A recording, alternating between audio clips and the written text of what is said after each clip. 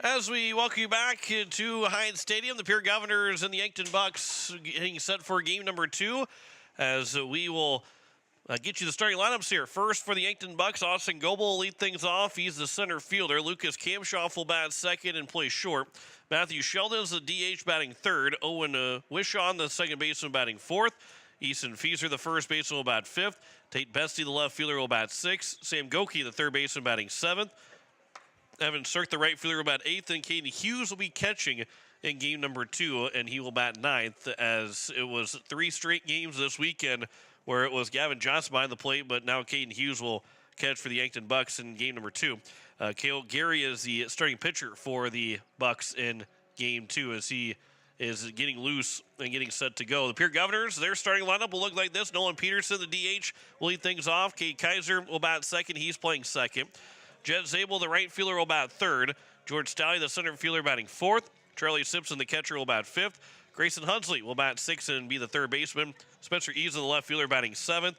Matthew Brewer, the first baseman, batting eighth. And Dawson Getz will bat ninth in the shortstop in game number 2. Cooper Twilliger will be on the mound for the Pierre Governors in game number 2. We are down to, I guess, now the final game of the season across the states. We get to have the final game because Sturgis and Douglas, who, according to Game Changer, look like they're going to be playing a doubleheader or not playing a doubleheader. And it was just that one game, and the Pierre Governors and the Yankton Bucks will play game number 2 and finish out the season. Now, for the Pierre Governors, they are sitting perfectly still in 6th place, regardless if they win this game or lose this game. They will not move up to 6th or 5th, and they will not drop down to 7th. The Yankton Bucks, there's a lot on the line for Yankton. If they win, they can move up to take on T in the 8-9 matchup. They can no longer get past Brookings into 7th place. They will be the 8th seed at best and be hosting if they do win this game. If they lose this game, they will drop down to 11th place. Sturgis has already moved up to 10th. Roosevelt has dropped down to 11th. But Yankton, by the calculations, will drop to 11th. And the Governors and the Bucks will be back here next weekend in the Super Regional round. So Yankton can win and stay away from Pierre, or they lose and have to come back to Pierre this coming Friday, after being swept by the Pierre Governors. Or they can be, if they win, they get to be at home against the T Area Titans, who they just swept them at home yesterday. So this is not so much riding on the line for the Pierre Governors. They will take anybody that they will face in the first round of the playoffs in that best 2 of 3 series, especially being at home. They're not going to try and lose this game so they don't play Yankton and have to play Roosevelt. They're not, they're going to go out and try and win a ball game because they're going to win a ball game. But Yankton does not want to lose this game and have to come back to face a team that will sweep them. When the reverse of it is winning a game and going home and facing a team that you just swept. So it's all for Yankton to try and take. The Governors, regardless of the outcome, will be here next Friday in the first round of that best of 3 series to get to the state tournament and be one of the final 8 teams in that Friday, Saturday, the weekend of Memorial Day. But we'll have coverage next Friday at least, and then we'll have to figure out exactly who they will play and when they will play, how the schedule will look, and how they will play those games out at Hyatt Stadium. And, of course, graduation weekend. So it is good for the Governors to be at home for graduation weekend to try and get into the state tournament at the end of May in that final weekend of the year. It is the Pierre Governors and Yankton Bucks coming up from Hyatt Stadium. We'll take another 3-minute break. We'll come back with more of the pregame of game number 2 back in 3 minutes here on KCCR and on YouTube at KCCR Sports. At AgTegra, we're leveraging the power of the cooperative to benefit our farmers and ranchers, their families, and local communities. We're creating jobs for your neighbors and putting money back into our communities. We're lending a hand in our rural fire departments, food banks, and 4-H and FFA programs. That's what local is all about. When you do business at AgTegra, you help us make a difference in your community. AgTegra, strong, stable, dependable, and local. Stolk & Peterson LLP has been your local CPA firm for over 40 years, offering tax preparation, bookkeeping, payroll, and consulting services. If your business, farm, or ranch needs professional, accurate, and reliable services, we are your firm. Our clients are our #1 priority. If you need a higher level of accounting service, give us a call at 605-224-5828. That's Stolken Peterson LLP, 222 East Missouri Avenue in Pierre. Comtech, your local technology solutions provider, is now located on the truck bypass. With great brands like Bose, Sonos, LG, Samsung, Lenovo, and so much more. Stop in to see their new showroom for everything in stock for your personal or business needs. Comtech provides professional installation and service after the sale. Comtech is your local technology store, located now on the truck bypass, or visit us on the web at comtechplus.com. As community bankers, BankWest employees are deeply committed to supporting local causes, growing the local economy, and creating local opportunities. At a time when you can bank anywhere, we hope you choose BankWest. We'll be your financial partner for the long haul, helping you and your community achieve financial success. BankWest. Convenient, connected, committed. Member FDIC. Nystrom Electrical Contracting in Pierre has been providing professional sales, service, and installation since 1977. Whether you're starting from scratch, new construction, or you're upgrading your current system at your home, farm, or office, give the professionals at Nystrom Electrical Contracting a call. They've got a lot of bright ideas. Call Nystrom's today to schedule a free computer-generated estimate. The number is 224-8750, or visit their website at nystromelectric.com. Dakota Sprinkler and Landscaping wants to make it easy for you to get that lush green lawn and that yard haven that you've been dreaming of. Visit dakotasprinkler.com to make appointments for sprinkler system spring startup, service calls, fall winterization, and landscaping quotes. Trust Dakota Sprinkler and Landscaping's professionals to get you through the planning and installation to make your landscaping needs a reality. Visit dakotasprinkler.com today.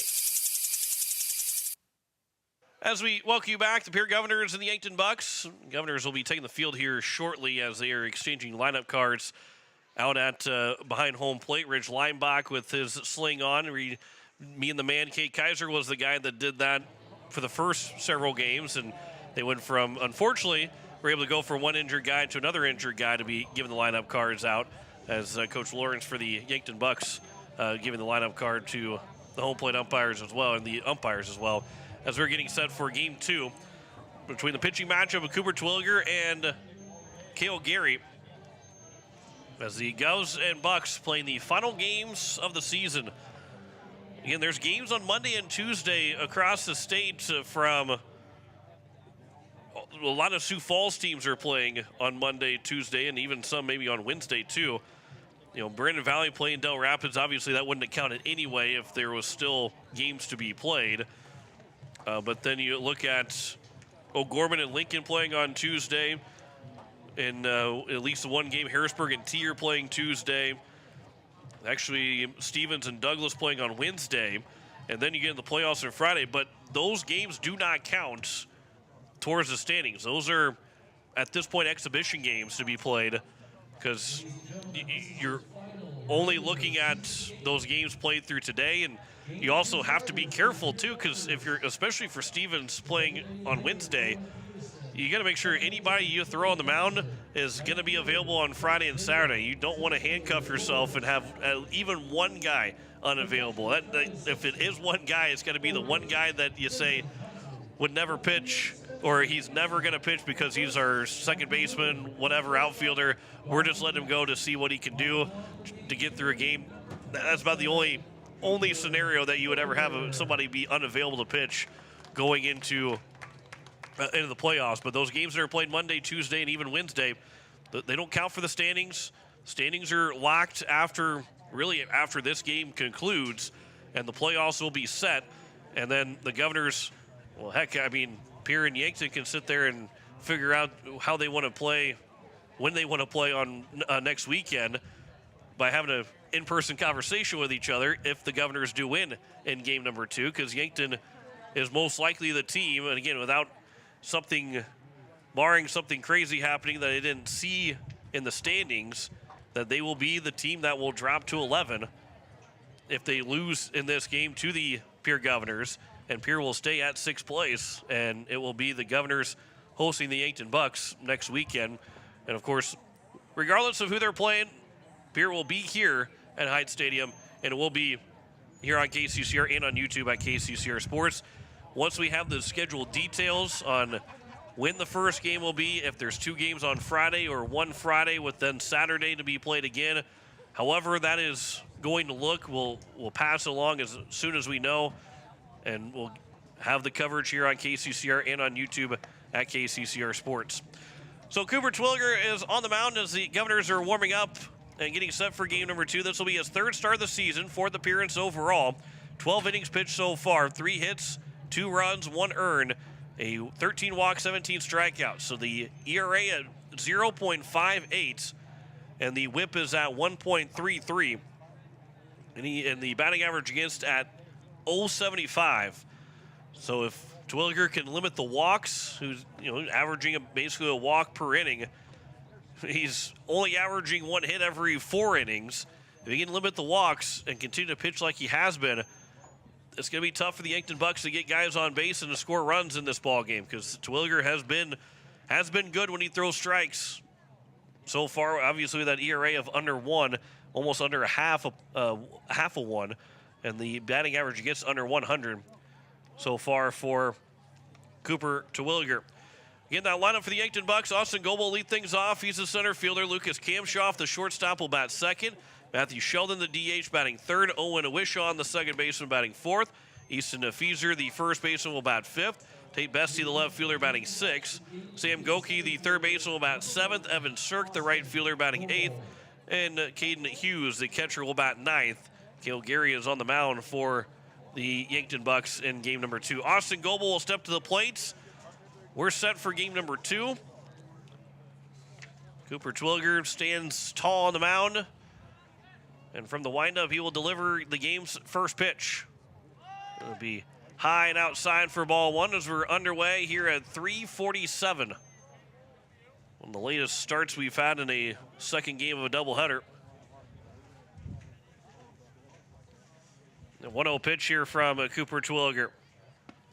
That's outside. The count's 2-0. Austin Goebel has only at bat. He struck out swinging. That came in the top of the 7th inning with a runner on 3rd. Where Pierre was able to shut the door and win 11-9. 2-0 pitch, swinging at ball 3, and for strike 1 is Austin Goebel, and the count's 2-1. Again, we've got coverage of the NHL tonight after we're done. It'll be game 4 between Florida and Boston in Boston. The Panthers leading the series 2-1. There's a swing and a miss, and the count is now 2-2. Coverage is starting at 5 o'clock. Obviously, we're going to stay with Pierre Governor Baseball all the way through. Puck drops at 5:30, so if this game goes the average of about 2 hours per baseball game, it'll be right around puck drop, a little after puck drop, that will get you coverage of of Boston and Florida. 2-2 pitch, a swing and a miss, and a strikeout of Goebel. Leadoff man retired to open up the ball game, and it'll bring up the shortstop, Lucas Kamshoff. First 2 pitches missed for Twilliger, then he comes back with his 18th strikeout of the season. Got a little bit of help for that first strike and found the groove after that, and here's now Lucas Kamshoff. Kamshoff had 2 RBIs, going 1 for 3. I make that 1 for 3 in the ball game with 2 strikeouts. First pitch will miss for ball 1. He digs in against this tall freshman of Twilliger. 1-0 pitch. That one's upstairs, and the count's now 2-0.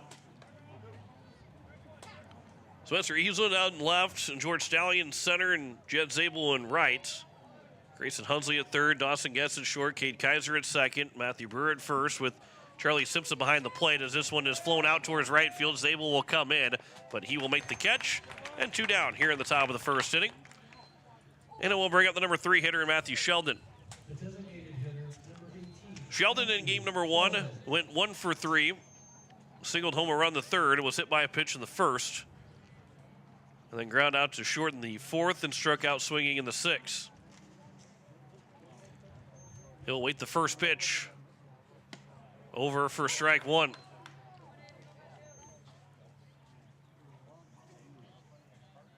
from Matthew Sheldon.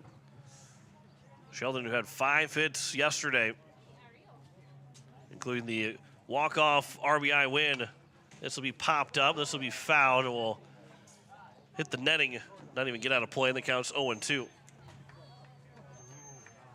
So it's Cooper Twilliger now a strike away from getting out of this first inning. Looking for a quick top of the first. Get the Governors right back to the plate where they scored 5 runs in that 6th inning, give them the 11-8 and eventual 11-9 win. 0-2 pitch. That will be just a bit outside. And the count goes to 1-2. Got to the backstop. Another pitch upcoming here to Matthew Sheldon. 1-2. Ground ball, left side. That's past Grayson Hunsley extending the arm out, and it's a base hit for Sheldon. And for Twilliger, that's only the 4th hit allowed in nearly 13 innings of work. 2-out single. Now brings up Owen Wishon. Second baseman, but the guy who's wanting to get back on track. He had an RBI double that gave Yankton the 8-6 lead. They called to him in the 6th inning, but unfortunately for him, could not get out of that 6th inning after throwing 1 pitch, getting the 2nd out. And then runs all came in, charged to Wishon. There's a ground ball to Hunsley over at third. It takes a high hop to him. The throw across the diamond as he came all the way out almost behind the mound before he threw to first to retire the side here in the top of the first inning. No runs, 1 hit, no errors, and 1 man left on base. We head to the bottom of the first here in Game 2. No score between Pierre and Yankton. Back in a minute on KCCR and on YouTube at KCCR Sports. With any dream, the wind won't always be at your back, the sun won't always be shining, and some rain is going to fall. American Family Insurance is like a good solid roof that you can trust to protect your biggest dreams. With plans that could save you up to 23% when you bundle your home and auto. Also, you can continue to dream fearlessly, no matter what comes your way. American Family Insurance. Visit mfam.com to learn how discounts may apply to you. American Family Mutual Insurance Company assigned its operating company, 6000 American Parkway, Madison, Wisconsin. Contact the Brittany Shufflebind Agency, LLC, 224-6627. Looking for your next new or used car, truck, or SUV? Then go no further than the comfort of your own home. Shop online at lambmotor.com. On lambmotor.com, you'll find the vehicles Lambs has in stock. You can schedule a test drive or your vehicle's next tune-up, all online. New or used, shop for it all online, anywhere you are. Lamb Motor has the right vehicle for you. Lamb Motor in Oneida and online, lambmotor.com.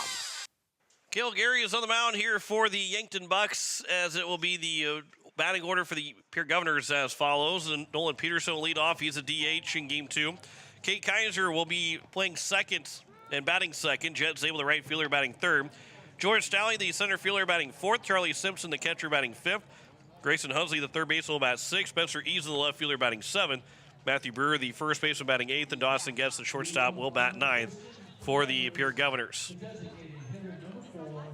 Nolan Peterson in game number one, he went 2 for 3, reaching base 4 of the 5 times he came to the plate. The only time he was retired was when he popped out to the second baseman. And a single to double, walk and hit by pitch for Peterson to reach base 4 times. First pitch is missing for ball 1 from Cale Gary, the right-handed throwing starter for the Yankton Bucks here in game number 2. The 1-0. There's a ground ball right back to Gary off of his glove, and no chance for the third baseman and Goki coming in to pick it up. And it's a leadoff single for Nolan Peterson. And just like he did in game number 1, leads off with a base hits in the bottom of the first. And this time we'll see if the Governors can score some runs here in this first inning. Pierce scored in 4 of the 6 innings in game number 1. Held scoreless in the first and fourth, but also scored those 5 runs in the bottom of the 6th. First pitch is upstairs for ball 1 to Cade Kaiser. Kaiser in game number 1, he went 0 for 3. Was hit by a pitch twice with the bases loaded, scoring a run. Not many times you can see he came out with the bases loaded twice and got hit by a pitch twice. That one's over for a strike, and the count's 1-1. Yeah, it's kind of common to get hit by a pitch, but to have it happen with the bases loaded in 2 different instances in one game. That's how you got your 2 RBIs. It didn't swing the bat, but you got hit by the pitch. As it counts 2-1 here to Kaiser. We'll see if maybe he can hit the ball, sting the ball somewhere. Peterson, who now has to run for himself in this ball game. He was obviously courtesy ran for as a catcher in game 1. Let's see if he can find a gap and see if Peterson take off, as that was a 2-1 pitch, a swing and a miss, and the count's now 2-2. Wind is still blowing out into right field, just like it was in game number 1. Right around game time temperature of 79 degrees here in Pierre. 2-2 is outside, and the count's 3-1. Winds are blowing from the north-northeast at 13 miles an hour, gusting at 18. Feeling like 77 degrees, a beautiful day for baseball. One of the warmest days of baseball that we've had. That one will miss for ball 4. It got just beyond the catcher in Hughes, but it is first and second now with nobody out. And it brings up Jet Zabel. Bestie is out in left, Goebel in center, and Cirk in right. Goki at third, Kamshoff at short, Wish on at second, Fieser at first, Hughes behind the plates. And it is Gary that will deal with the runners at first and second and nobody out. First pitch to Zabel is over for strike 1. And for Zabel in game number 1, 3 for 4 in the ball game, 3 singles, had a bases loaded walk that scored a run. Only time he was retired was a strikeout victim.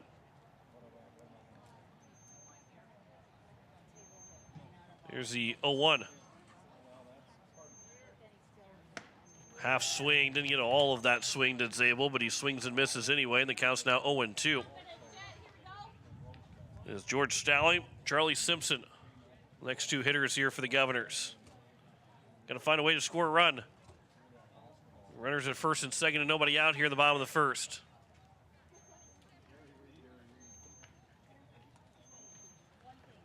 The 2-2 is off the glove of Hughes, or the 0-2 is off the glove of Hughes, and the second and third will go to the runners. It's a pass ball that now gives the Govs 2 runners in scoring position here with nobody out. Just going to make the comment, too, right before that Gary seems to be close to almost balking every time he was checking the runner at second. It looked like he would move his shoulders back to turn and look and then turn back as Zabel will swing and miss for strike 3. And there's 1 down here in the bottom of the first. And obviously, moving your shoulders and then moving back and stopping would be considered deceiving the runner and trying to start the motion of coming set and stopping. But obviously was not called, doesn't matter anyway because it was a pass ball. Something to kind of watch with a runner, the lead runner at second base. But now it's George Stalley with 1 out, runners at second and third. First pitch swinging, he fouls it back to the netting. One thing you don't want to have happen in this first inning right now, and unfortunately did just happen, was strikeouts. You got to put the ball in play. Gary's probably feeling like he should have 2 outs right now in the inning because he got the ground ball from Peterson, but it just popped out of his glove. By the time that he found it or that Goki could get to it, it was an infield single for Peterson. And Stalley behind the 0-1 pitch on the swing and miss, and the count's now 0-2. Goki, the third baseman, is on the infield grass. Ground ball to him. Peterson's got to stay put.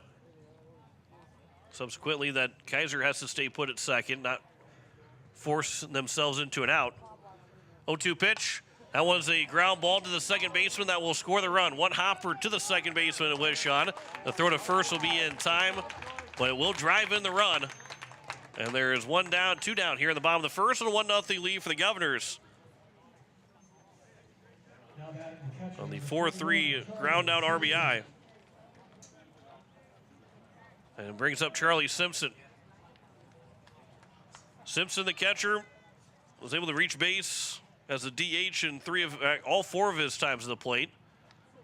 The only time he was not,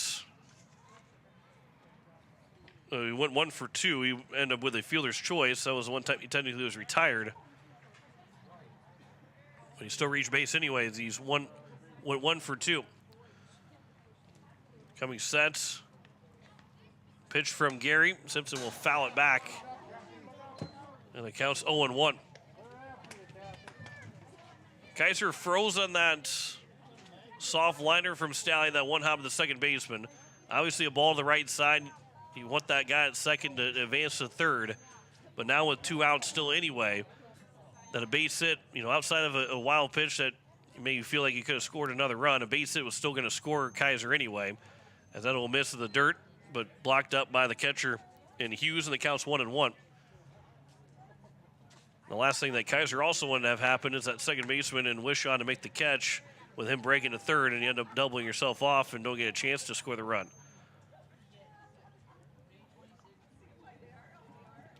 Here's the 1-1.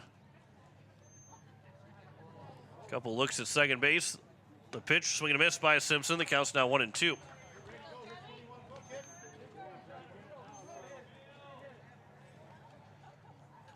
Bottom of the first, 1-0 lead for Pierre here in game number 2.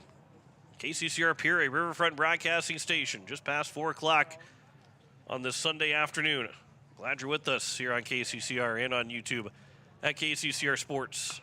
Ground ball to the right side from Simpson, fielded by the second baseman Wishon. His throw to first will be in time, and it will retire the side here in the bottom of the first inning. But a run does score on 1 hit in the inning, no errors, and 1 man left on base. Pierre leads at 1-0 after 1 over Yankton. Back in a minute on KCCR and on YouTube at KCCR Sports.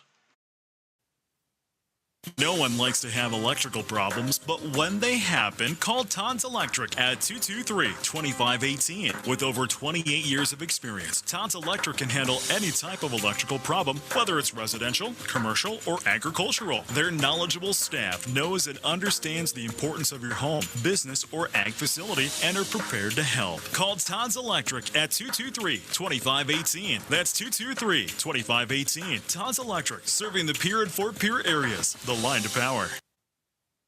Financial investments are very important, but so are the investments of time, patience, and encouragement our young athletes receive from their coaches, teachers, and mentors. Your Pierre area Edward Jones Financial Advisors understand this. That's why Edward Jones is a proud sponsor of Governor Athletics on KCCR. Go Govs! For all your investment needs, call or stop by one of our offices to visit with your Pierre area Edward Jones Financial Advisor. Edward Jones, member SIPC. It is the top of the second, and it is a 1-0 lead for the Pierre Governors over the Yankton Bucks and the American Family Insurance Brittany Shufflebein scoreboard. Ethan Fieser, Tate Bestie, and Sam Goki. 5, 6, and 7 here for the Yankton Bucks in the top of the second, with Cooper Twilliger, who allowed just that 1 base hit in that first inning, is working with a 1-0 lead into the second inning. So with nothing else changing in terms of the Governors won't fall under 500 now anymore. Yankton can't fall under 500. That these games are only affecting Pierre and Yankton. Sturgis is at 5 and 6 without playing that doubleheader. They can't go up another spot. Douglas is already where they're at. They're out of the playoff picture with all the games that they didn't get to put themselves in a spot. They're actually, if they didn't have to reach a minimum games, they'd actually be ahead of Washington by seed points to be the 16th seed, but they get 30-point losses because of them not playing enough games. So the first pitch is outside for ball 1. So all the first 5 matchups are set as the 1-0 pitch will miss inside, and the count's now 2-0. And only 6 versus 11, 7 versus 10, and 8 versus 9 are all up for grabs still. As that pitch will be outside, the count's now 3-0. But we do know the Pierre Governors are number 6. It could be Yankton that falls to number 11. Roosevelt will be at number 11 if Yankton wins this game. 3-0 pitch. That one missing for ball 4. And a 4-pitch leadoff walk to Fieser. And be up Tate Bestie, the left fielder. But Harrisburg will host Washington this coming weekend, the 116 matchup. Lincoln will take on Huron in the 215 matchup. Brandon Valley is a 3 seed. They host the 14 seed Mitchell. Rapid City Central have to go across the state to take on O'Gorman in the 413. one difference. One could have been the difference, as that first pitch is over for strike one here to Tate Bestie. If Central had moved up a spot or Stevens had moved up a spot, they could have played each other, Stevens versus Central, but now Jefferson has to go across the state to play Stevens in the 5-12 matchup. So those are two of the long weekend series for either one of those teams to make the travel, as that one's upstairs and the count's 1-1. Those are the 5 matchups that you know. Harrisburg, Washington, Lincoln, Huron, Brandon Valley, Mitchell, O'Gorman, Rapid City Central, and Stevens and Jefferson. 1-1 pitch. Ground ball, left side, scooped up by Hunsley at third. The throw to second for one. Back to first. It's a double play. 5-4-3 double play, and there's 2 quickly down here in the top of the second.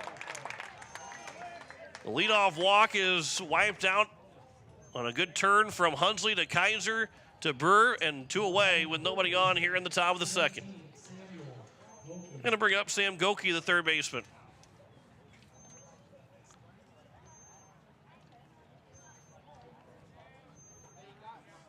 First pitch. That one's over for strike one. And then a couple of other things that we do know is that Brookings is the 7 seed, and they will host the 10 seed. And T-Area is in the 8-9 matchup. Whether they stay at number 8 or fall back to number 9, that is all dependent on how this ball game goes. Actually, I think so. Sturgis can move up to the 9 spot. Roosevelt stays at 10, and Yankton would fall to 11. Or Sturgis stays at 10. Roosevelt is at 11. And Yankton moves up to the 8-9 spot. So Pierre and Brookings are set in 6 and 7 hosting. And Brookings paying attention to this game just to see who they will face, knowing that it's going to be either Sturgis or Roosevelt. As that was over first string. The count's now 2-2. Looking for a strikeout of Sam Goki to put away to this top of the second for Cooper Twilliger. 2-2. Curveball. Just missing. Maybe staying a bit upstairs. Maybe a little outside of the plate. The count's 3-2. Leadoff walk. Taken away by the 5-4-3 double play. And Twilliger will deliver now the 3-2 to Goki. That's upstairs for ball 4, and it's a 2-out walk. Second walk issued in the inning. And it will bring up Evan Sirk, the right fielder. Number 6, Evan Sirk. Sirk in game number 1 came in to hit in the 5th inning, reached on an error, then tripled in the 7th. One of the 8 hits that Yankton got in game number 1. Did come around to score on the sacrifice fly. First pitch is over for strike 1 to Sirk. Looked like maybe the runner, Goki, was going to try and steal second, but slipped when Twilliger picked up his foot. Obviously, the steal sign might have been on, but once you slip, better safe to stay where you're at first base. 0-1 pitch is outside. The count's now 1-1. And if Coach Lawrence didn't see that he didn't slip, that's one where you tell the coach, yeah, I slipped trying to get my footing, and just about every coach will understand, as that one's high and outside. The count's now 2-1. Because the last thing you want to do is continue to try and steal after having a bad jump. The count's 2-1 here to Evan Sirk. Twilliger comes set from the stretch. Stepping off is Twilliger, but not throwing over to first.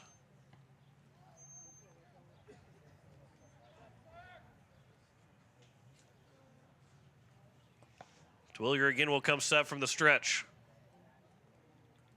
2-1 pitch, runner takes off. Swinging a fly ball to left field. That is going to be Spencer Easlin right there to make the catch as his hat flies away.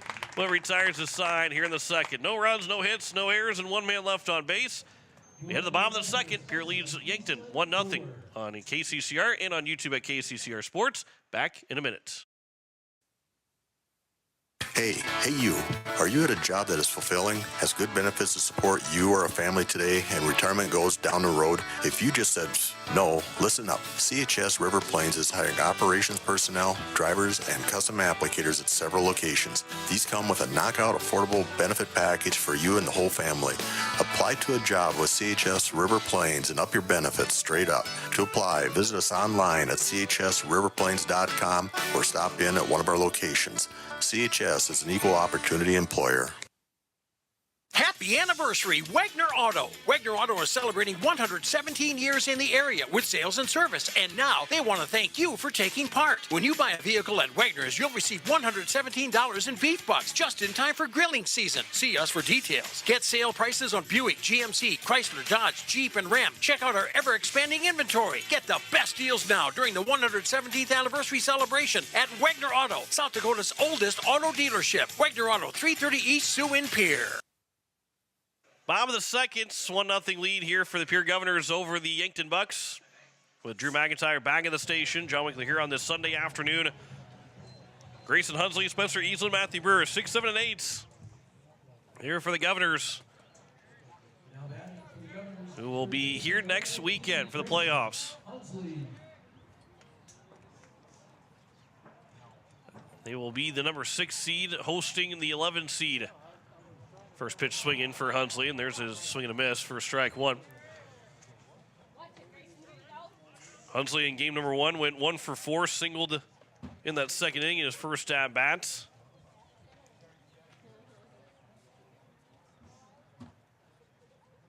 Not a bad first inning overall from Cale Gary, but as the 0-1 is over for a strike, the count's now 0-2. The leadoff single by Peterson, the walk to Kate Kaiser, really the blemish to him because he got the ground out, but Stalley was able to drive in the run with the ground out. 0-2 to Hunsley. Ground ball on the left side. Kamshoff high hop hit the top of the edge of the infield grass to the dirt, and it took a high hop that almost went over the top of him. That's an infield single for Grayson Hunsley. That's a Hyde Stadium special for a base hit. Not really, but it's one where if you're the shortstop in Kamshoff, you almost want to go and check out how that ball took that hop. Look like it hit a rock or something, but obviously the way Hyde Stadium is, there are no rocks out on the infield grass or in the dirt. Eason will pop of the first pitch, fouled out of play. And counts 0-1. Easlin in game number 1, he's went 4 for 4. 3 singles, a double, 2 runs driven in. Game tying RBI before it was a game go ahead and eventually game win. Well, it wasn't technically the game winning RBI for Matthew Brewer, but gave the Govs the lead to make it 9-8. Technically goes for Kate Kaiser, got hit by a pitch to make it 10-8 at that point as the technical game winning RBI. Counts 1-1 to Spencer Easlin, who is trying to stay perfect on the day. 1-1 from Cale Gary. That's at the knees and taken for a strike. The count's now 1-2.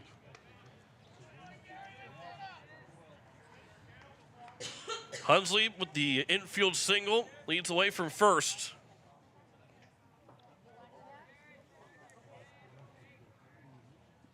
The 1-2 pitch. And Easlin will rip that out towards left center field. That's going to be down for extra bases. 5th hit today for Easlin. Hunsley will round third. He will be held up. Easlin will stay at second. It's a double for Spencer Easlin with nobody out. The Governors are in business to add more runs. Matthew Brewer, Dawson gets the next 2 hitters here for the Governors in the second double for Easlin. 5th hit today. Second and third, nobody out here in the bottom of the second, and it's Matthew Brewer. With 2 outs, Hunsley's being sent. Maybe even with 1 out, Hunsley's being sent. But with nobody out in the inning, you don't want to get yourself thrown out at home trying to score in that to be the first out.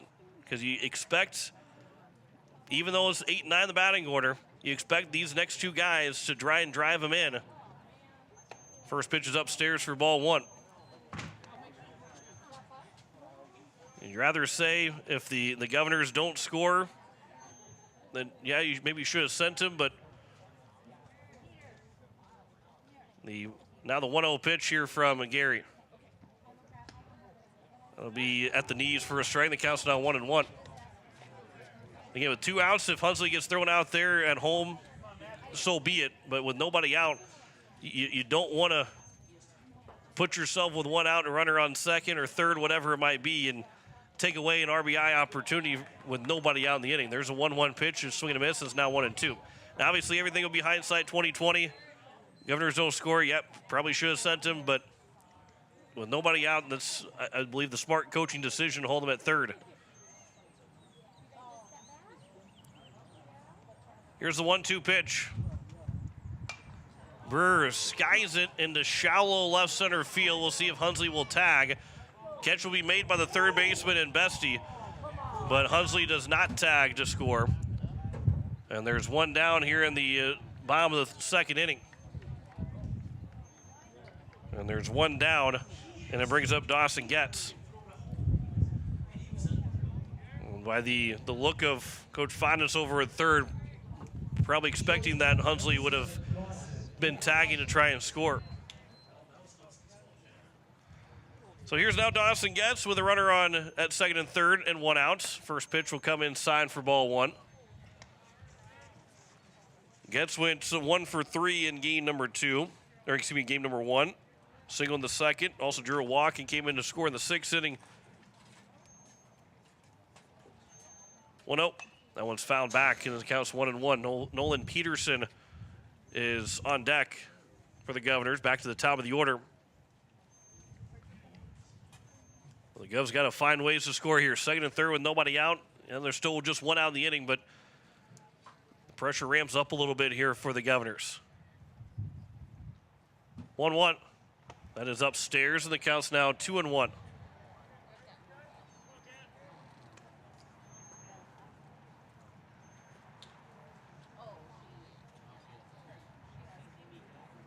Goki off the line at third base. At the edge of the infield grass. Hunsley leads away from third, easing away from second. 2-1 pitch. Chopper. Hunsley. The third baseman will field. The throw to first will be in time. And Hunsley again stays at third base. And there's now 2 down here in the bottom of the second. Good play there from Sam Goki. And it will now bring up Nolan Peterson. Again, that ball up the middle, more up the middle. Goki obviously made the nice play on it, but that ball up the middle, Hunsley's going to be breaking for home to try and score. And really, the Govs, Easlin probably doesn't tag from second, even if Hunsley goes to third on that fly ball when that first out. But still has at least 1 run score in any of these last 2 at-bats for the Governors, but now there's 2 outs and runners at second and third. 1-0 to Peterson. That is at the knees for a strike, and the count's 1-1. Peterson singled the lead off the bottom of the first. Looking to get a base hit, and with the speed of Easlin at second, base hit in the outfield will easily score 2 runs. 1-1. On the outside edge for a strike, and the count goes to now 1-2.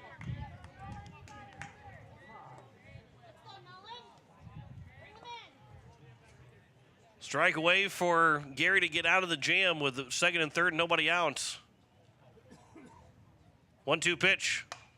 That's line foul out of play on the right side. We'll do it again here at 1-2. Be 9-1-2 for the Yankton Bucks to start the third inning.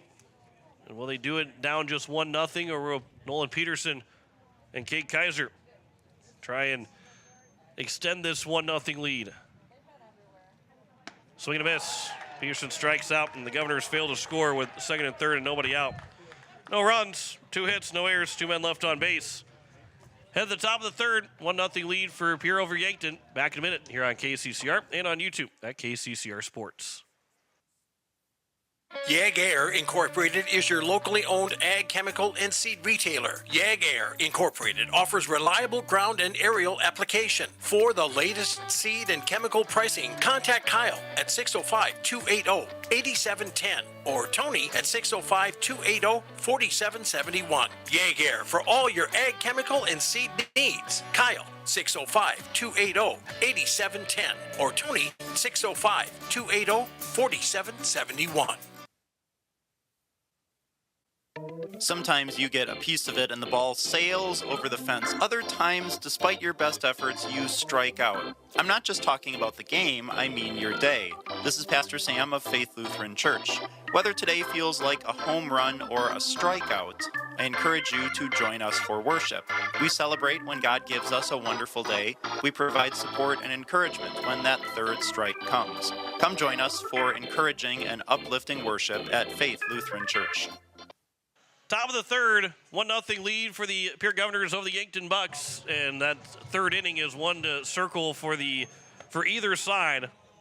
Really, more so, I guess, well, either side, because if the Yankton Bucks come back and win, both teams will be looking at that second inning and a reason why they won the ball game or potentially didn't win the ball game, with the Govs having second and third and nobody out and failing to score in the next three batters. And for Yankton saying, well, second and third with nobody out, we got out of there scot-free. That's the bottom of the second is where you circle this game if it goes the other way from where it is right now with Pierre leading 1-0. First pitch swinging from Caden Hughes is skied out towards right center field. George Stalley will call for it. One pitch and 1 out to open up the top of the third. And then we'll bring up Austin Goebel, the center fielder, followed by Lucas Kamshoff. Top of the order here for the Yankton Bucks, who had just one hit through the first 9 to face Cooper Twilliger. They're at 2 1/3 innings. First pitch, that's a bunt down the third base side, but it is foul. The count is 0-1. They don't have a huge shift on for Goebel, but Kaiser more playing in the hole at second. Getz playing more up the middle at shortstop. And then, of course, with Hunsley playing the line at third. And the outfield's kind of shaded around for Goebel to try and pull the ball. This will go out the other way to Easland, but he has played him perfectly. He took 2 steps in the same spot to make the catch, and there's 2 down here in the top of the third inning. And it brings up the number 2 hitter in Lucas Kamshoff. So Kamshoff, who's 0 for 1, flew out to the right fielder in his first at-bats. Will step to the plate. 2 out, nobody on here in the third. First pitch from Twilliger. That's over for strike 1. Just the 4th pitch of the inning from Twilliger, and already 2 away. Trying to make this a quick top of the third inning. The 0-1. That one will miss away, and the count's 1-1.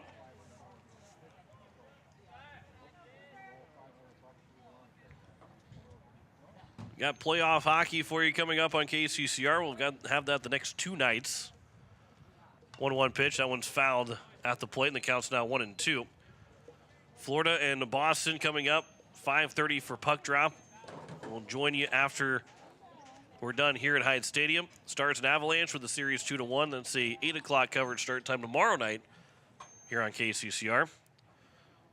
The NBA, the Pacers are looking to roll past the Knicks, leading by 36 at the end near the end of the third quarter to even that series at 2 games apiece. Minnesota Timberwolves and Denver Nuggets in Game 4. That's coming up tonight. 2-2 is outside. The count's now 3-2. And again, just one other game played here today across the state. Sturgis beats Douglas 16-1. 3-2 pitch. Taken for strike 3, and it's a 1-2-3 inning for Cooper Twilliger. His second strikeout of the ball game. No runs, no hits, no errors, no one left on base. To the bottom of the third we go. 1-0 lead for Pierre over Yankton. Back in a minute on KCCR and on YouTube at KCCR Sports.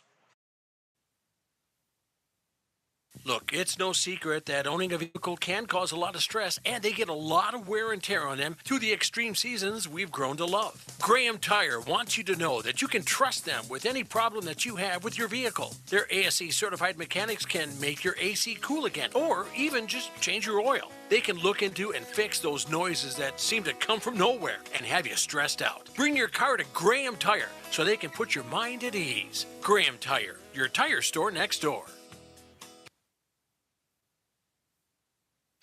Why am I so sore? There are everyday moments. Hey, hold the ladder! Hold the ladder! Yeah, that hurt. And there are epic moments. Slide, slide, slide! College! Slide! Class of 1995! When a moment creates a health need, visit the experts at Avera Orthopedics. We're moving health forward so you can tell the story. Learn more at avera.org/orthopedics. Bottom of the third inning. It is a 1-0 lead for the Pierre Governors over the Yankton Bucks on the American Family Insurance, the Brittany Shufflebein scoreboard. 2, 3, and 4 here for the Governors. Kate Kaiser, Jed Zabel, George Stalley. 1-0 our score on the RBI ground out from George Stalley in the bottom of the first inning, our only tally so far here in game number 2. First pitch to Kaiser will bounce in for ball 1. This is the same lineup for the Governors like it was in game number 1, which kind of tells you we're probably looking at something similar to that in the playoffs, with these 9 guys probably being in the lineup for at least game number 1 of that playoff series. As that will miss low, the count's now 2-0. Obviously, with Miles Doyle pitching game number 1, who threw well, 4 1/3 innings, giving up 5 runs and only 3 earned. That he's a guy that might get game 2. He might go game 1, depending on what they're feeling. Here's Kaiser, will shoot that out towards right center field. That's over the head of the right fielder and all the way to the wall. Kaiser around second. He's on his way to third as his helmet pops off. He's got himself a stand-up triple. And the Governors are right back in business to kick off the bottom of the third inning. Another man standing at third base with nobody outs for the second straight inning here for the Governors. And for Kaiser, he continues to swing well this weekend. His third extra base hit. He is an all-or-nothing seemingly type hitter. Obviously, he's not, but he's got more extra base hits. He's only got 1 single. He's got 2 doubles, a triple, and a home run. First pitch is over for strike 1 to Jet Zabel. So he is a guy that swings with a lot of power. That slugging percentage will look pretty good compared to most, even with the average not where it's at, as the 0-1 is taken for a strike, and the count's 0-2. He was coming in with a slugging percentage at .562 and an average at .250. As Zabel will try and drive in Kaiser at third. 0-2 pitch. That bounces in, and then good block there from the catcher in Hughes. The count is 1-2. More like a major league hitter with a lower batting average and a high slugging percentage. 1-2 pitch. Zabel will pop this foul. Left side will get out of play. It does.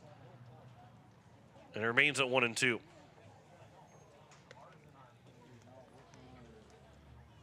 And again, we'll let you know as soon as we find out, one, the matchup, but also the timing of the playoff series next weekend, as there's a swing and a miss of Zabel, and he is striking out, swinging for the second time in the ball game, and it's now George Stalley with a runner on third and 1 out.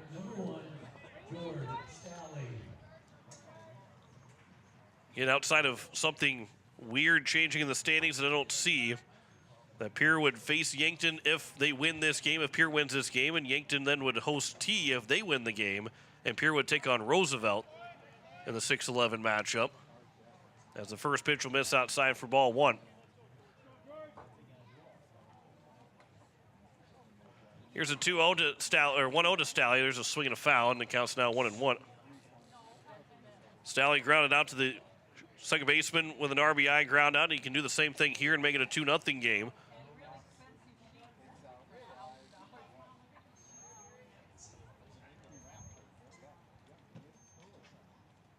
Here's the There's a line shot on the 1-1 pitch. That's going to get down for a base hit in the left center field. That's going to roll all the way out towards the warning track in the wall. Stalley around second. He's on his way to third. He's got himself a one-out RBI triple. And the Govs lead it 2-0. Second triple of the inning here for the Governors. First hit today for Stalley, second RBI in the ballgame. Pierre extends the lead out to 2. Now batting the catcher, number 21, Charlie Simpson. Fifth hit of the ball game for the Governors. Third extra base hit now for Pierre in this second game. Charlie Simpson will swing at the first pitch and miss for strike 1. Infield is drawn in all the way around.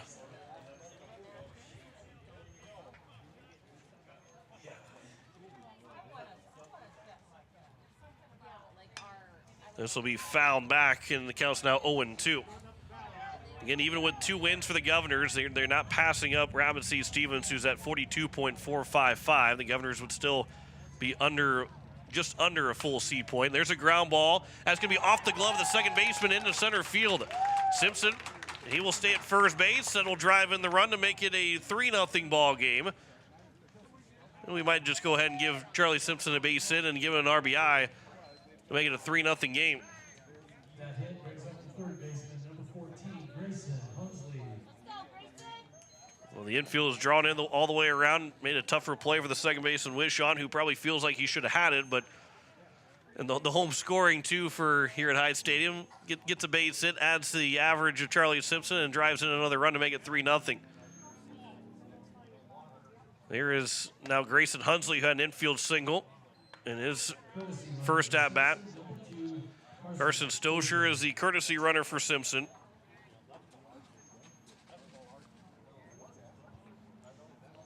Here's the 1-0. That'll be taken for a strike, and the count goes to now 1-1. Hunsley hitting the lip, getting that infield single to lead off that second inning. End up at third base, but was stranded.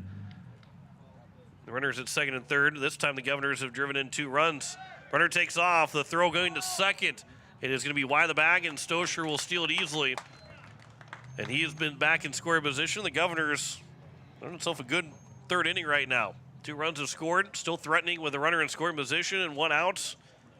Base hit from Hunsley can make it a 4-0 ball game.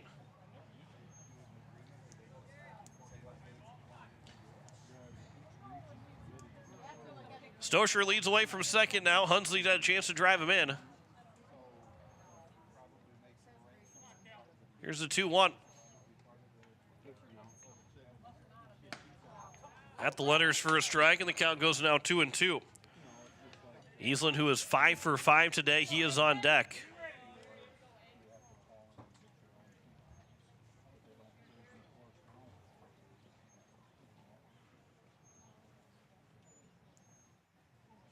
Coming set from the stretch is Gary, the 2-2.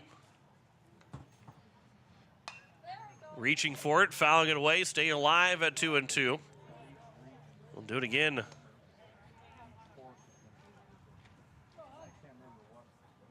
Three runs, 6 hits, no errors for the Governors. No runs, 1 hit, no errors for Yankton.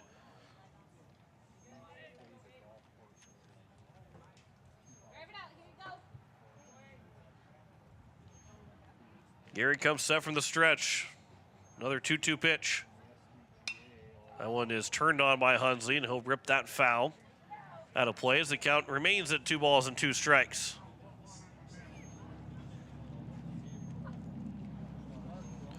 Coming up in 2 weeks, 3 weeks from this weekend, from Thursday, for this past Thursday, Post State baseball will get underway. May 30th and 31st be the first 2 games. Watertown and Brookings are the first 2 doubleheaders of the season.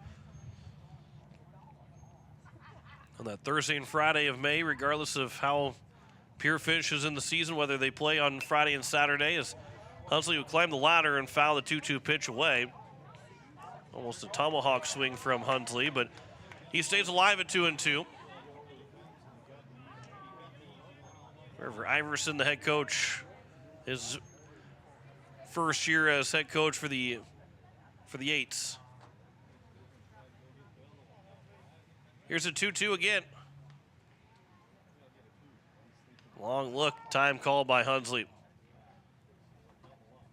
Iverson was the acting head coach for a couple games at the beginning of the season last year for Brian White, and who then stepped aside at the end of last summer.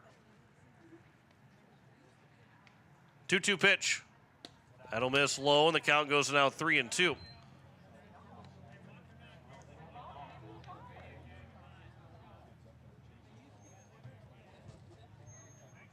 Stosher leads away from second. Hunsley looking to reach base, whether it be a base hit or a ball four. With one out here in the bottom of the third. 3-2 pitch. Hunsley with a ground ball on the left side. It'll be fielded by Cam Shaw, the shortstop. The throw to first will be in time.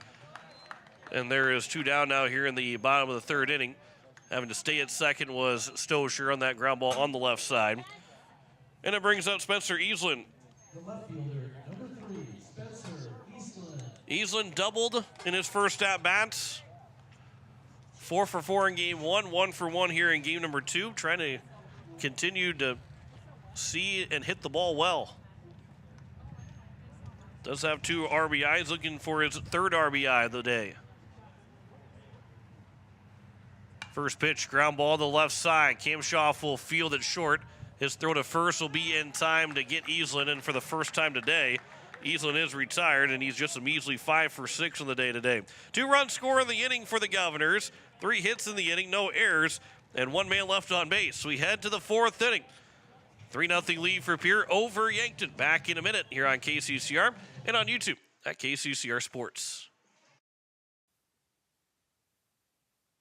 Form, function, finesse. The all-new 2024 all-wheel drive Ford Escape is now on sale at Capital City Ford for $32,000 with up to $2,250 in rebates. If you're looking for adaptable interiors ready for your daily adventures, whether it's a trip to the grocery store, to a spontaneous road trip, and everywhere in between, Capital City Ford has you covered. Payments are as low as $385 with Ford Credit Flex by program. For more information and details, contact a sales professional at Capital City Ford. Check out their full vehicle lineup at CapitalCityFord.com. Capital City Ford in Pierre.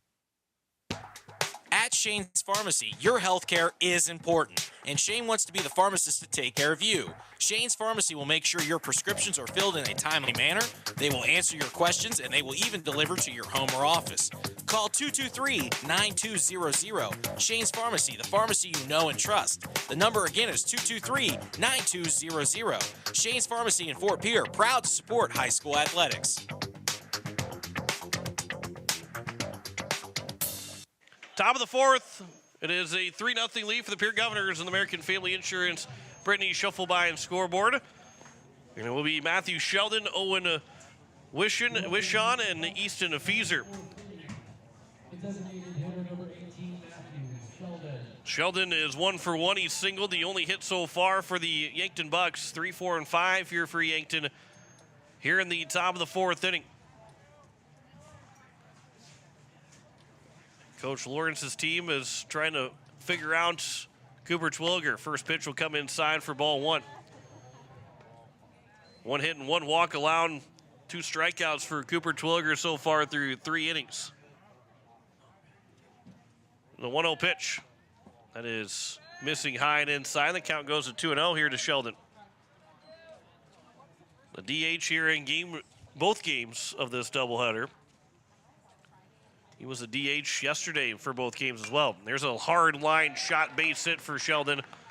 Kick things off here in the top of the 4th. He's 2 for 2. The only 2 hits for Yankton in game number 2. And it will bring up the number 4 hitter in Owen Wishon. Wishon ground out to the third baseman Hunsley and ended that top of the 1st inning.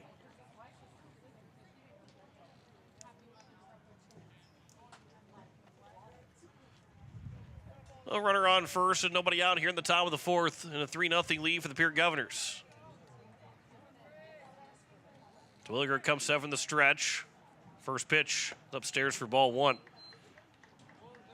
And we saw this on Tuesday as well against Stevens. That guy on first base trying to get a big lead, and Twilliger, who is trying to change up how long he waits to throw, to make sure that that runner doesn't get a good jump, as there's a strike taken. The count's 1-1.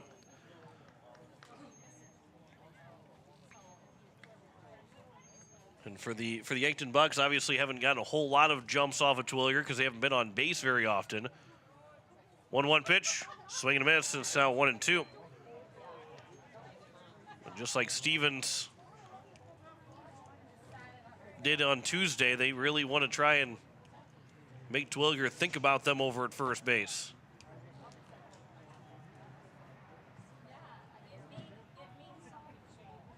Here's the 1-2. Ground ball to Hunsley over at third. High hop. He'll throw to second for one. To first, not going to be in time. And it will be a fielder's choice, but a ground down 5-4 on the fielder's choice. And there's one down here in the top of the fourth. That ball was hit just a bit harder to Hunsley to start that chance for the double play. Kaiser, the arm strength of Kaiser. Could have still retired Wishon at first base, but slow enough on that high hopper. And even with the strong throw across from both guys, couldn't get them turn the double play. First pitch will miss, high and outside for ball one to Easton Fieser, who drew a walk in his first trip to the plate. Then was retired on the double play from Grayson Hunsley, and I mentioned that just one walk and one hit. Well, it's been 2 walks, now 2 hits. Goki also drew a walk, but Fieser, his spot was retired on that double play after the walk. He swung and missed at the 1-0 pitch, and the count's now 1-1. Looking for another ground ball is Twilliger. 1-1 pitch. This will be sky left field. It's going to be a long run for Eastland, but he'll get underneath it to make the catch. And there's 2 down here in the top of the fourth. Didn't slice away from towards the line as well as I thought maybe it was going to when it was initially hit by Fieser. But now here is Tate Bestie. Bestie did ground into that double play. Twilliger will be looking for his 4th shutout inning. First pitch is upstairs for ball 1. And for Twilliger so far, is he's got 2 outs in the top of the fourth. He has thrown, this will be pitch number 50 upcoming of the day. The 1-0, that is fouled back over the top of the backstop, and it counts 1-1. So still 55 pitches to work with for Twilliger, and if he can get through this 4th inning, still having at least 50 pitches remaining, he's in a pretty good spot to go the next 3 to try and maybe go complete game. But again, the Governors played Friday and used several pitchers, but knowing that they can use anybody that they need to, or, will have everybody available for next weekend, that you're not worried about, well, yes, Cooper Twilliger has to go all 7 innings because we got to save pitching for Tuesday or Wednesday, whatever it might be. You don't have to worry about trying to save pitchers. You can go make your change whenever you want to. There's a swing and a miss, and the count's now 2-2. And the same will go for the weekend as well. Once you get into that spot where it doesn't matter who you can go with anybody because everybody will be available then for that following weekend on that Friday and Saturday. And that's going to be the biggest challenge. We'll try and win 3 games in 2 days for the state championship. 2-2. That is missing low and away outside. The count's 3-2. The runner at first in Owen Wishon will get a head start. 3-2 pitch. Taken for ball 4. And a 2-out walk extends the inning. And they'll extend the inning for Sam Goki, who drew a walk in his first trip to the plate.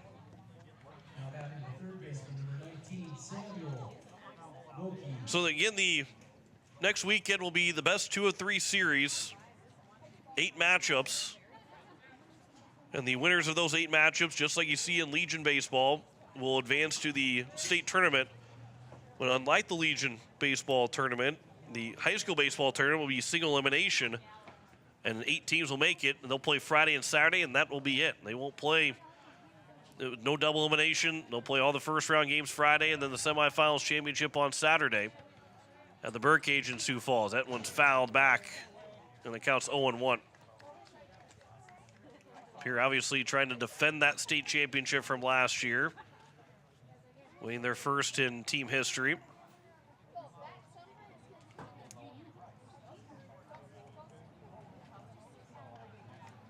First and second with 2 outs here in the top of the fourth. 0-1 pitch here to Goki. Curveball that stays upstairs, and it counts 1-1. Pierre and Yankton have a chance to potentially be facing each other in the playoff matchup next weekend. It was Pierre and Yankton that played an 8-9 matchup a couple seasons ago. There's a swing and a miss, and it counts 1-2. That was played out in Sioux Falls at Augustana. That was, again, this is the first year they're doing the best of 3, but the top 4 hosted. That was the last time that Pierre lost a playoff game. It was to the Yankton Bucks back in 2021. 1-2 pitch. That one's off the hands. Ground ball to the right side. Barehanded by Kaiser. The throw to first is in time. They got him. What a play by Kate Kaiser.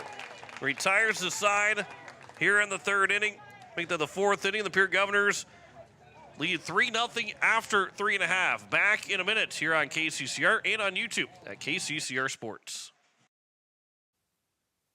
Most of us already know that Gales Gas of Pierre is the place to call for propane. They offer an automatic fill plan so you never have to worry about running out of propane.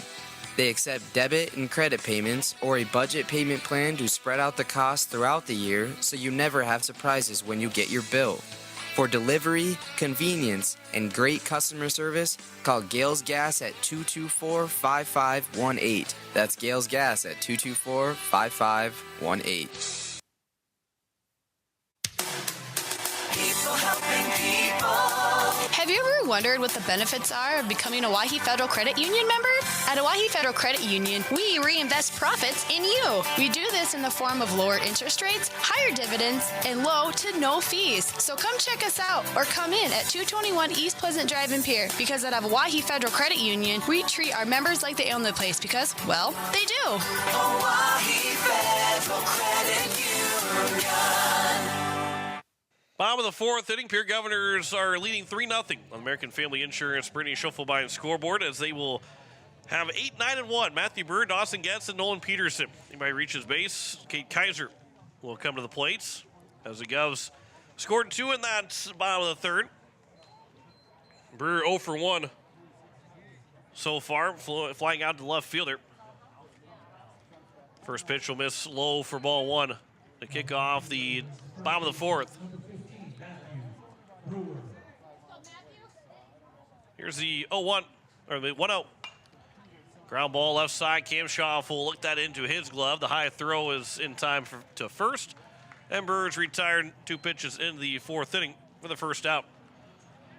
And it will bring up Dawson Getz. Getz ground out to the third baseman Goki in his first at-bats. He is 0 for 1. 1 for 5 overall. Make that 1 for 4 overall today. First pitch over for strike 1.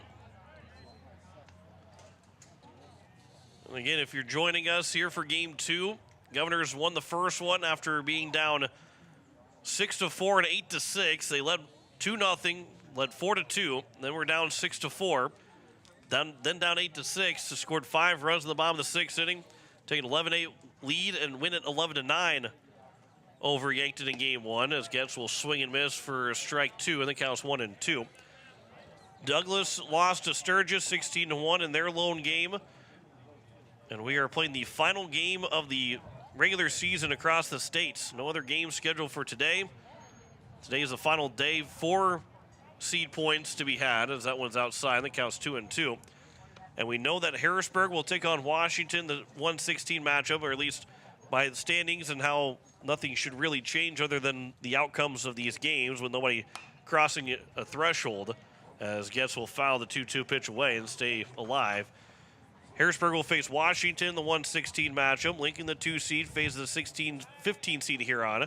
3 seed Brandon Valley against the 14 seed Mitchell. O'Gorman will host Rapid City Central in the 4-13 contest, or in the 4-13 series. Stevens will then take on Jefferson, the 5-12. We do know the Pierre Governors is a 6 seed. We do know that Brookings is a 7 seed. And T area will be playing in the 8-9 matchup. It all depends on where Yankton, Roosevelt, and Sturgis all fall at the end of this day. This will be popped foul again on the right side. If Pierre beats Yankton, this is the matchup for next Friday and next weekend. The 6-11 matchup is Pierre versus Yankton. If Yankton wins, they will move up to the 8 seed, host T area, and Sturgis has already moved up to the 10 seed to over Roosevelt, and Roosevelt will drop to the 11 seed. This is a ground ball up the middle. That's going to get through for a base hit. Scooped across off the lip, maybe again off the lip of the infield grass and the dirt. And ends up being a single through the middle for Dawson Getz. 1-out single. And it brings up Nolan Peterson, who is 1 for 2. Peterson coming in, hitting .420 on the season. He's got 20 singles now, also with 4 doubles, 24 hits in total, which is the team high. And the only guy with at least 20 hits on the season, George Stalley, the next closest, as he's got 18. Make that 19 as he got a single in game 1 and a triple here in game number 2. But nobody else coming into this doubleheader had 10 hits on the year, as that one's a swing and a miss, and the count's 1-1. Now Spencer Easlin, who is 5 for 6, he's up to 14 hits now, having 9 coming into the doubleheader. 1-1 is over for a strike. The count's now 1-2. Runner on first and one away here in the bottom of the 4th.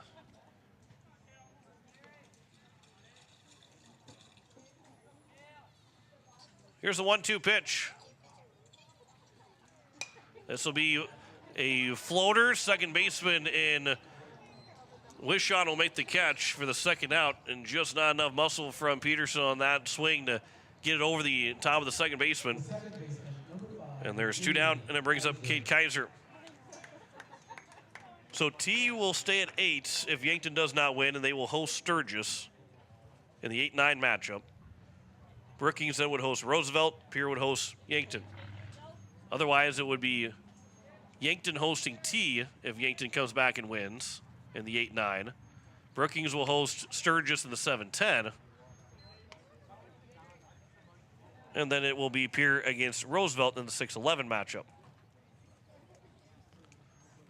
So 3 sets of games will all be determined just by the outcome of this lone game now, as Kaiser will sky this out towards right field, and the right fielder moving over and start to make the catch and retire the side here in the 4th. No runs, 1 hit, no errors, and 1 man left on base. Halfway home here in game number 2. Back in a minute. 3-0 lead for the Pierre Governors over the Yankton Bucks. Back in a minute here on KCCR and on YouTube at KCCR Sports. The lawyers at the May Adam Law Firm in Pierre know how important your families are to you. If you've been putting off getting your affairs in order, know that the May Adam Law Firm is available to counsel you through your questions and help you get the documents in place so that you've made your loved ones secure. Call them at 224-8803 and they can chat with you about how to document your concerns and care for your family. We're all in this together, and the May Adam Law Firm is ready and able to help. Insurance. We all need it to protect our homes, health, businesses, and belongings. But having adequate coverage is just the beginning. You also need the support of professionals who stand by your side to protect what's important to you. Fisher Rounds & Associates combines the coverage you want with the commitment you need. Fisher Rounds & Associates. At your service, at your side. With offices in Pierre, Mitchell, Watertown, Sioux Falls, and Rapid City. It is the top of the 5th inning. Pierre Governors have a 3-0 lead on the American Family Insurance and Brittany Schuffelbein scoreboard. 8-9-1, Evan Sirk, Kate Hughes, and Austin Goebel be the first 3 hitters. Lucas Kamshoff would hit if any of the 3 reach base. Sirk flew out to the left fielder in Eastland in his first at-bats. First pitch swinging. He'll fly that one out into shallow center field. George Stalley will come in. 1 pitch and 1 out here in the top of the 5th inning. Then we'll bring up Caden Hughes, the catcher. The catcher, number 10, Katie. Hughes flew out to the center fielder Stalley in his first at-bat. He's 0 for 1. Just 2 hits so far, but they're both from Matthew Sheldon for the Yankton Bucks. A walk to Feezer, Bestie, and Goki. 3 walks issued by Twilliger, 2 hits allowed by Twilliger. First pitch is upstairs for ball 1. With a 3-0 lead here in the top of the 5th inning. Here's the 1-0. That'll miss low, and the count's now 2-0.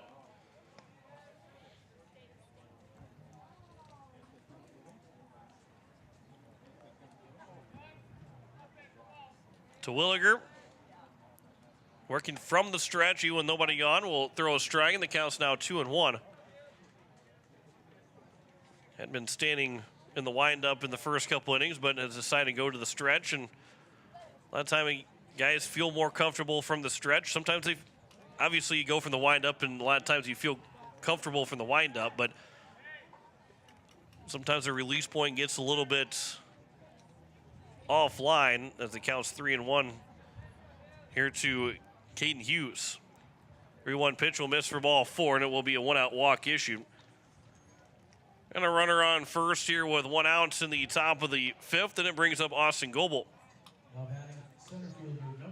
One guy that reminds me of that, especially for Pierre, is Gray Zabel, who was one of the best left-handed pitchers coming through Pierre, especially over the last 5 to 10 years. But he was a guy that there's one game in particular, just remember off the top of my head, can't remember who they were playing, but he had each inning had a leadoff walk or just didn't feel he was not throwing strikes from the windup, so he just decided, forget it, I'm going to go from the stretch, start every inning, doesn't matter if there's a runner on first or not. As a runner from first will take off for a second to throw, they got him out at second. Strong throw from Charlie Simpson, who ended up on his seat at home plate. He slipped and fell, but he still threw out the runner trying to steal second in Hughes, or the courtesy runner for Hughes. And there's 2 down with nobody on. The first pitch was missed for ball 1 to Austin Goebel. 1-0 is upstairs, and the count's now 2-0.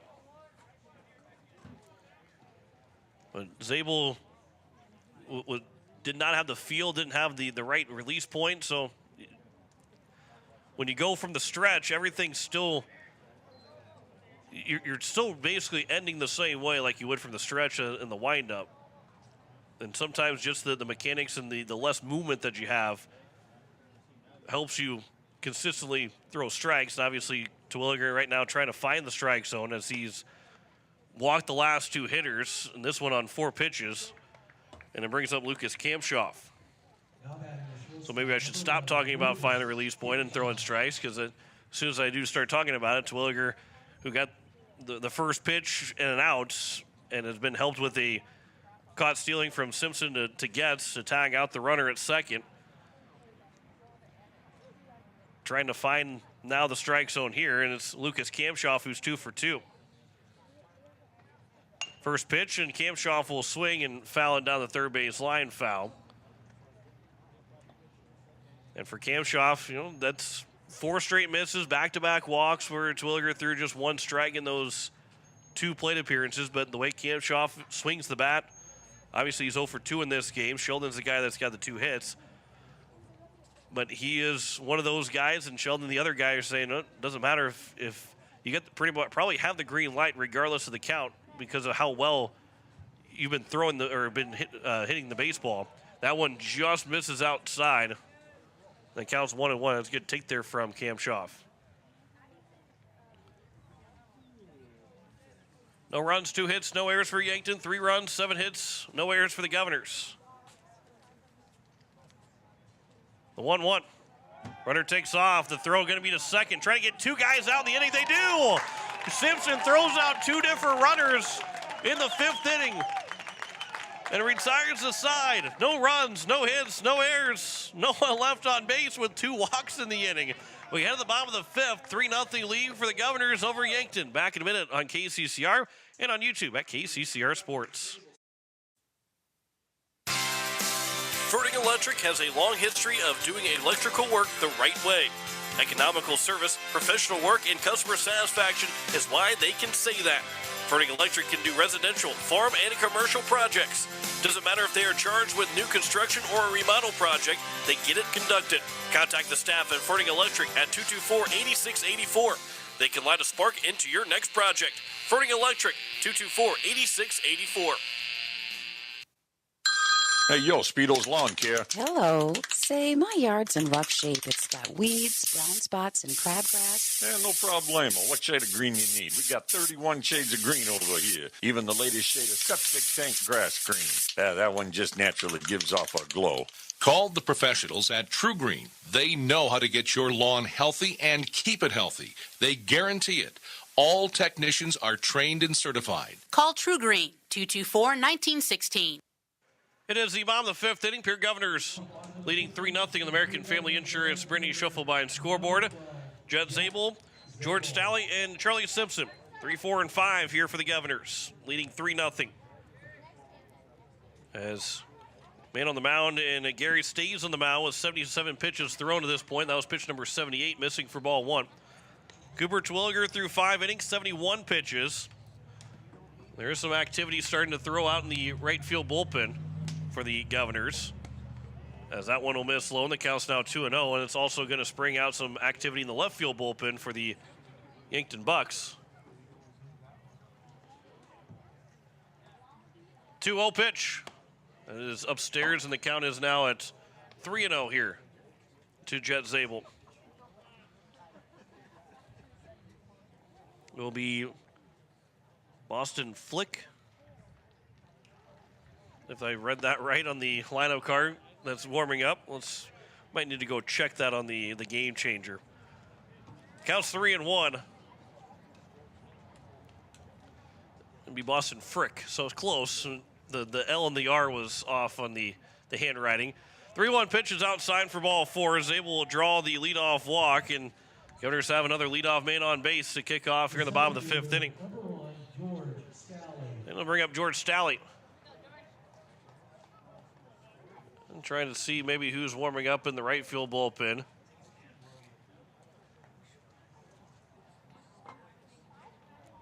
Could be, I'm not sure who might be warming up out there. I only see the top of the head.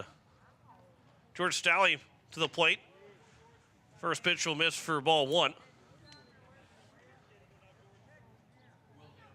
Will Danberg is warming up out in the right field bullpen for the Governors. Danberg, who would be getting his first varsity. Oh, excuse me, not the first varsity. It would have been his first varsity at bat if he would come to the plate. Stalley with a ground ball, base hit through the left side. 20 hits for him now in the season. And he's 2 for 3 in the ball game with 2 runs driven in. First and second here with nobody out. Danberg has thrown 10 innings so far on the season. If he does come in, when he does come in, would be his 4th appearance of the year. And now it's Charlie Simpson, though, here with runners at first and second and nobody out. First pitch to Simpson is taken for strike 1, and what a job behind the plate he's done, especially in that 5th inning. Threw out the runner trying to steal second with 1 out, and threw out the runner trying to steal second with 2 outs. It was back-to-back walks by Cooper Twilliger, but Yankton ran themselves out of the inning at second base twice. Ground ball, third base. Step on the bag at third. The throw to first. It's a 5-3 double play. And the way that ball was hit, if the throw went to second, Simpson's probably safe at first base. But that was as tailor-made to try and start a triple play if you're going to have for a third baseman for Goki. He took the sure second out to get a 5-3 double play, and George Stalley is on at second with 2 away here in the bottom of the 5th, and a twin killing against the Governors, and it's up to Grayson Huxley to try and drive in runs here for Pierre. First pitch swinging, flies it out towards center field, but that is Goebel that will snag it and retire the side here in the 5th. No runs on 1 hit, no errors, and 1 man left on base. We head to the 6th, 3-0 lead for Pierre over Yankton. Back in a minute on KCCR and on YouTube at KCCR Sports. Beck Motor Company, your local Chevrolet dealer in Pierre, would like to thank all our customers for their business. This year, we are celebrating an amazing 55 years in business. We appreciate each and every one of you. Our family-owned and operated Chevrolet dealership is dedicated to providing our customers with top-notch service in every department. We offer a vast inventory of new, used, and certified pre-owned Chevrolet and Cadillac vehicles. Our staff is committed to helping you find the perfect vehicle that you will love for years to come. Check out our inventory at www.beck-motors.com. Beck Motor Company, Pierre. Are you or a family member receiving Medicare calls asking if you've received your new Medicare card? This should be a red flag, as Medicare is not sending out new cards, and Medicare will not contact you to ask you about your card. If you have, or someone you know has received this type of call and they gave out their Medicare number, please contact the South Dakota Attorney General's Consumer Protection at 800-300-1986. Cooper Twilliger's got 28 pitches to work with going into the top of the sixth inning, and he is still out there on the mound as the Govs lead at 3-0 on American Family Insurance Brittany Shufflebein scoreboard. And it will be 2, 3, and 4. Lucas Kamshoff will come back to the plate. Matthew Sheldon, Owen Wishon will be the first three hitters for the Yankton Bucks.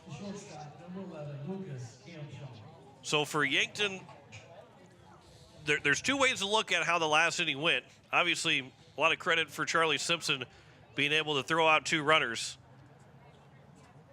as the first pitch is upstairs for ball one to from Cooper Twilliger to Kamshoff. You get 2, 3, and 4 to start off the inning, so that really is a good spot to be at for Yankton Bucks if you're Yankton. The other side of things, you could have first and second with 1 out with Kamshoff at the plate in the fifth if you don't steal at all. Neither one of those guys reach base and they don't try and steal. You're at first and second with 1 out. So two different ways to look at it. Obviously, the way that we're at right now is the leadoff man for Kamshoff in the sixth inning. And that's the way that the Governors would have liked to have that one, how that fifth inning was going. As the 1-1 pitch is taken for a strike, and the count's now 1-2. You're listening to KCCR Pierre, a Riverfront Broadcasting Station. 3-0 our score here on the American Family Insurance Brittany Shufflebein scoreboard. 1-2 pitch will miss outside to Kamshoff. Governors got their first run, an RBI ground out from George Stalley in the first. RBI triple from George Stalley in the third.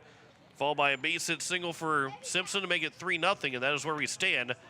As the 2-2 is just a bit upstairs. Kamshoff was thinking about offering at it, but is able to hold up, and the count goes to now 3-2. 3-2 pitch. That's taken for ball 4. And it will be a leadoff walk, third straight walk issued by Twilliger, as the pitch count is up to 82 right now. Closing in the final 23 pitches that he can work with. Matthew Sheldon, who's 2 for 2, the only 2 hits that the Governors or that the Yankton Bucks have against the Governors have come from Matthew Sheldon. 2 singles in the first and then leading off the fourth. First pitch is outside for ball 1. In third straight walk issued by Twilliger, 6 walk issued in total. 1-0. That'll bounce in. The count's now 2-0. And Danberg was warming up out in the bullpen out in right field, still warming up right now. I think that he'd be ready to go if necessary and could be ready to go if Twilliger can't retire Sheldon. As that one will miss upstairs, and the count's now 3-0 because the tying run could be up to the plate. The tying run is at least on deck right now here with nobody out the top of the 6th inning. 3-0 pitch. That's over for a strike, and the count goes to 3-1. Still Gooder's count here for Sheldon, and guy that's seen the ball well throughout the entire season. Don't want to give in to him. And the runner on first and nobody out. 3-1 pitch from Twilliger. This will be popped foul. This will land down and it hits the seats. Boy, that was almost perfect, that if it would have landed on the concrete and bounced up, it could have bounced right into my hands up here in the press box. That was as lined up as it could possibly be. 3-2 pitch upstairs for ball 4, and back-to-back walks to kick off the top of the 6th inning. And Coach Cody Sherrill will make his way out. That might be the end of the line for Twilliger. He was walked his 7th and 4th straight now. They're going to try and settle him down and let him go after one more hitter. Danberg is back in the dugout, so he is ready to go.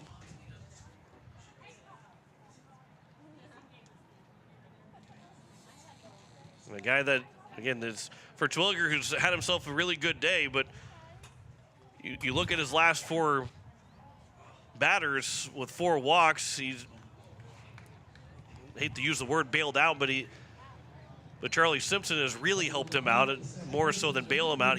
Charlie Simpson has helped him out by throwing out 2 runners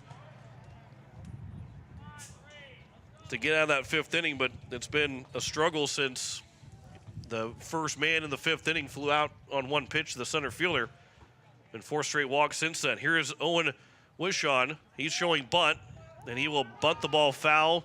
He goes off of Wishon, but he was still in the batter's box. And the count's 0-1.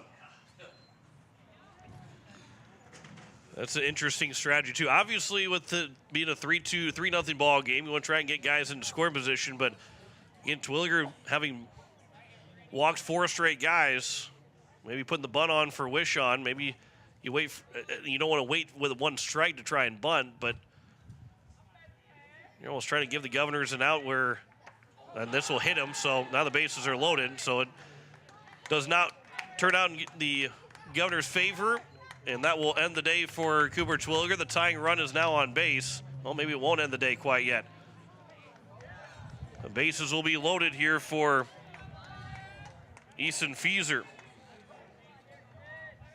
First baseman, number 5, Easton Fieser. So here is Fieser. Walked in the 1st, flew out to the left fielder, Eastland. Make that walk in the 2nd, flew out in the 4th. The bases loaded and nobody out here in the top of the 6th inning. Corners are in. Middle is back. You're going to try and turn a double play up the middle. Anything on the corners, they'll go home with it.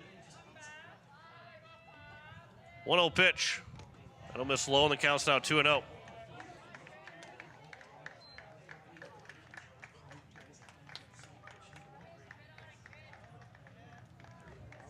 2-0 count here with the bases loaded, nobody out here in the top of the 6th. Here's a 2-0. That is at the knees for a strike, and the count's now 2-1. Again, a ground ball. If you can go back to Twilliger, maybe start a 1-2-3 double play. Ground ball to either first or third baseman, go home with it, and at least get that force out, keep it a 3-0 ball game. 2-1 pitch, swing and a miss, and the count's now 2-2.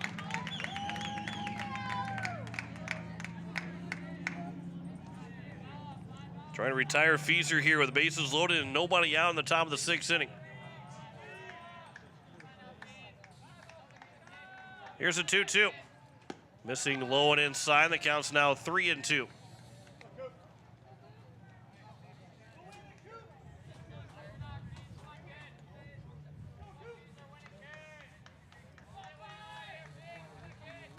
Three-two pitch from Twilliger to Fieser. Swing and a miss. He got a strikeout. Might have swung at ball 4. And the Governors get the first out here in the top of the 6th inning. That is a huge strikeout, and Coach Lawrence had tilted his head back, and knowing what 2 strikes, he got to swing at anything close, but probably got away with the Governors with ball 4. And it brings up Tate Bestie, who has grounded into a double play already here in this ball game. Corners will stay in, middle will stay back. Now you're a ground ball from getting out of this inning. So here's Tate Bestie, 0 for 2 or 0 for 1 so far. Grounded into a double play and walked. First pitch, right there for strike 1. So for Twilliger, gets that first out. Still got the bases loaded though. Gets the leadoff man from game number 1. That's pitch number 92 from Twilliger. This will miss low, and the count's now 1-1. So he's down to the final 12 pitches. This would probably be his last inning, regardless of if he gets the next gets the third out in the next pitch or not. Would assume that this will probably be his last inning of work. This will be pitch number 94. Here's the 1-1. Time is called. The pitch was high. Does not matter if it was in the strike zone or not. It does not count. It means at 1-1. You don't see that very often. Obviously, with the pitch clock counter, the pitch clock in Major League Baseball, you don't see it very often where guys call time late. One, because you know how much time is left before he has to throw it to you. And sometimes when you're down 0-2, you only get one timeout per at bat. As that one is over for a strike, and the count's now 1-2. But back in the day, most pitchers didn't like when you call time. Obviously, Twilliger threw the pitch anyway, but like the likes of Bob Gibson would make sure you knew that he didn't like that you called time as he was starting his motion. Here's the 1-2 pitch. That's upstairs, and the count's now 2-2. He would throw just above the head of the hitter to make you duck, because one, it doesn't matter if you hit him or not, it's not going to count. And two, he would kind of scare you into, don't you do it again, because I will hit you if you do that. So he would finish his pitch, but he would throw it at the hitter instead of just throwing it across the plate. 2-2 pitch is line foul down the third base side. Going to roll its way back into fair territory, so they're going to have to get the baseball. So the count remains at 2 strikes. This will be pitch number 97 here for Cooper Twilliger. And Bob Gibson, just a great intimidator on the mound. There's not a whole lot of guys that you want to see, but he might be the one guy that you never wanted to see on the mound. And, of course, back then he was pretty much on the mound almost every third game and all 9 innings. He was never – pitch count was irrelevant to him. I don't think those two words were ever close to each other in a sentence that Bob Gibson used. And if it did, he's probably telling somebody to shut up about the pitch count. Here's the 2-2 pitch. That is taken for a strike 3, and Bestie will go down looking, and there's 2 down. Back-to-back strikeouts. Sam Goki now to the plate. After 2 walks hit by a pitch, back-to-back strikeouts for Twilliger. And Goki's the last chance for Yankton here in the 6th to try and drive in any runs. Base hit would make it at least a 3-2 ball game.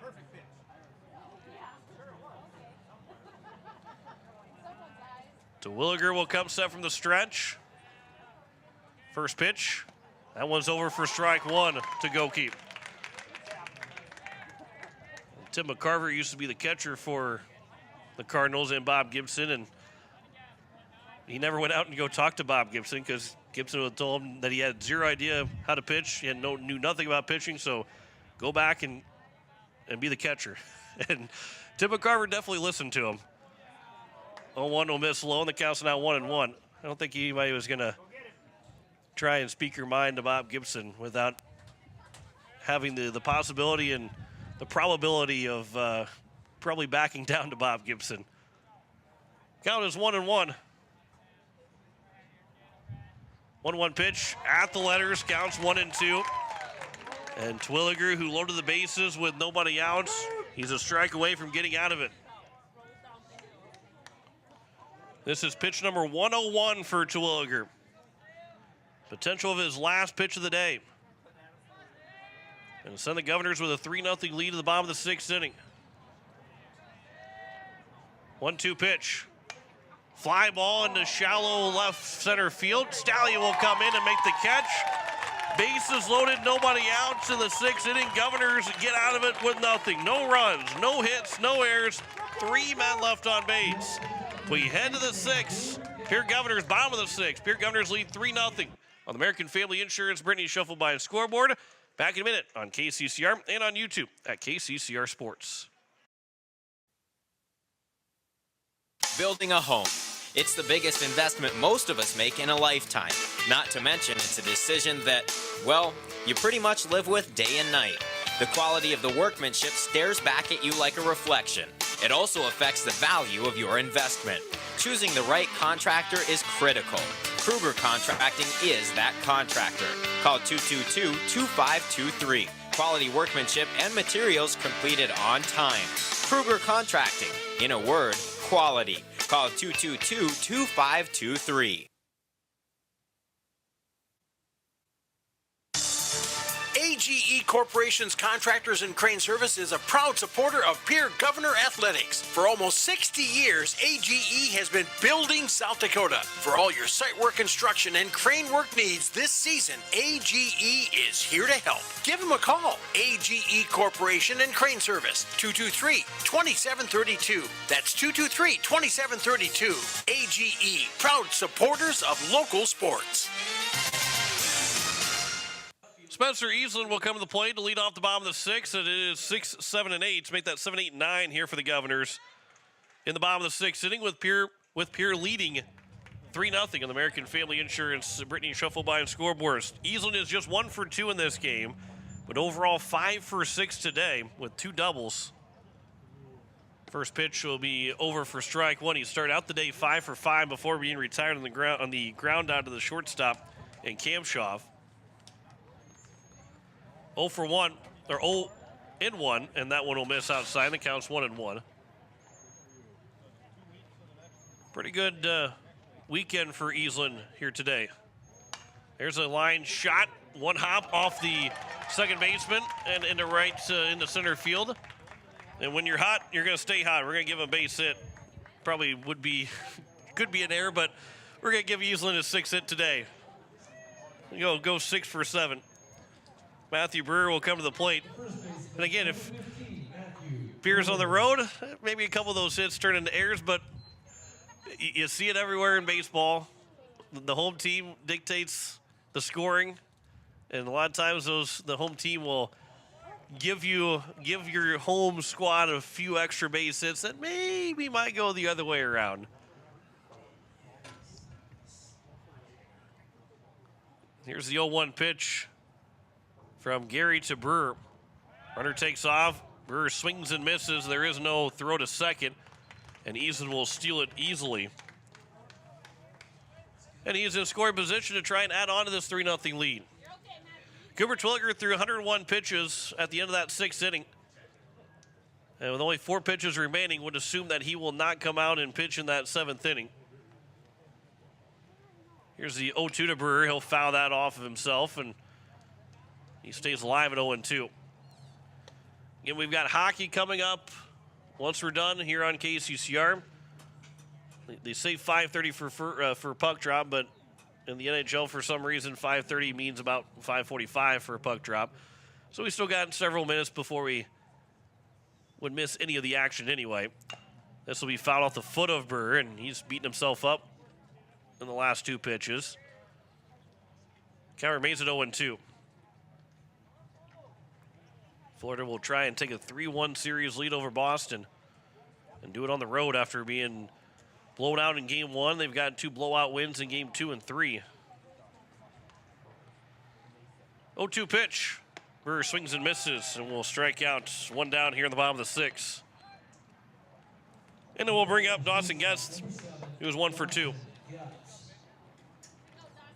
be 8, 9, and 1 for Yankton in the top of the 7th inning.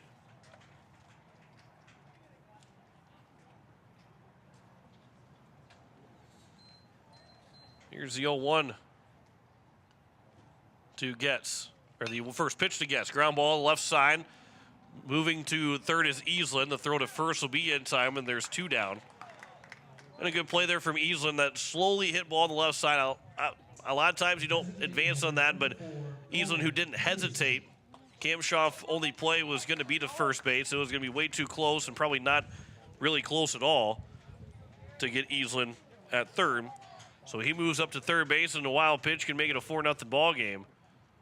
As the first pitch to Nolan Peterson is over for strike 1. Peterson is 1 for 3 here in Game 2. RBI opportunity for the DH in this ball game. That is outside. The count's 1-1.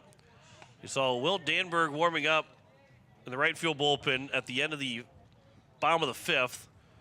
We've not seen him out there, anybody else warming up, so assuming that he would probably be the guy that will go in. Ground ball up the middle, going to be a tough play for Kamshoff. That rolls off of his glove, and it will score the run. And it makes it a 4-0 ball game.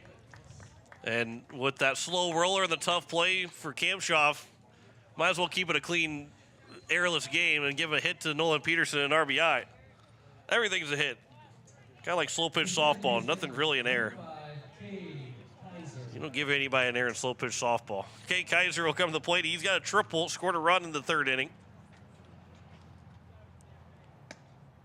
First pitch is over for strike 1. Kaiser 1 for 2, walked in the 1st, triple in the 3rd, flew out of the right fielder in the 4th. Looking for his 4th extra base hits of the weekend. That pitch is upstairs and the count's 1-1. That's a big run, too, for the Governors. A 3-0 lead, a 4-0 lead, while just 1 run difference feels a lot different, especially scoring that run in the 6th inning. And how they score that 4th run, that kind of deflates the Yankton Bucks a little bit more.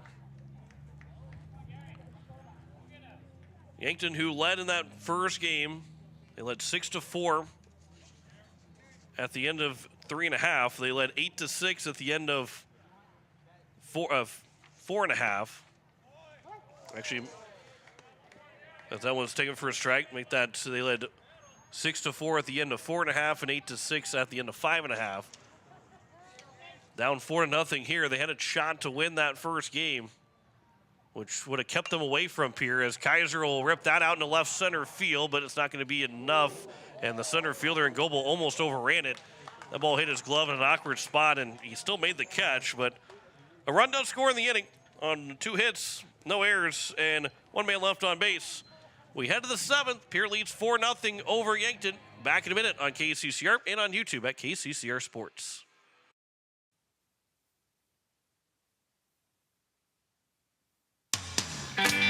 At AgTegra, we're leveraging the power of the cooperative to benefit our farmers and ranchers, their families, and local communities. We're creating jobs for your neighbors and putting money back into our communities. We're lending a hand in our rural fire departments, food banks, and 4-H and FFA programs. That's what local is all about. When you do business at AgTegra, you help us make a difference in your community. AgTegra, strong, stable, dependable, and local.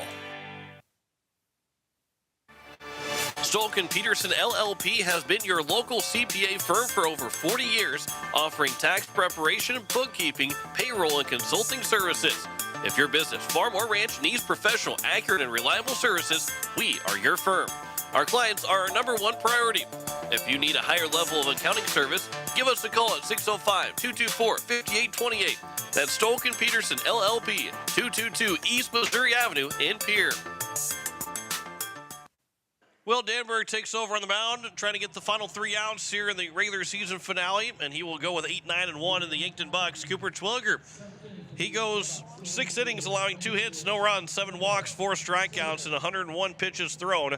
Did hit 1 man as well, so 8 free passes, 10 guys in total reach base, but a couple of one a double play, and then also throwing out 2 different runners from Charlie Simpson.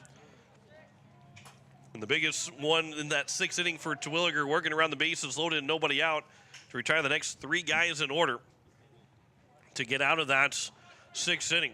Where the Governors were looking at that, and both teams were looking at that 2nd inning and circling it if things went the other way, and Yankton ended up winning this ball game. And first pitch is over for strike 1. And obviously, still going to get the last 3 outs here in this 7th inning. But the Governors had 2nd and 3rd, nobody out, did not score.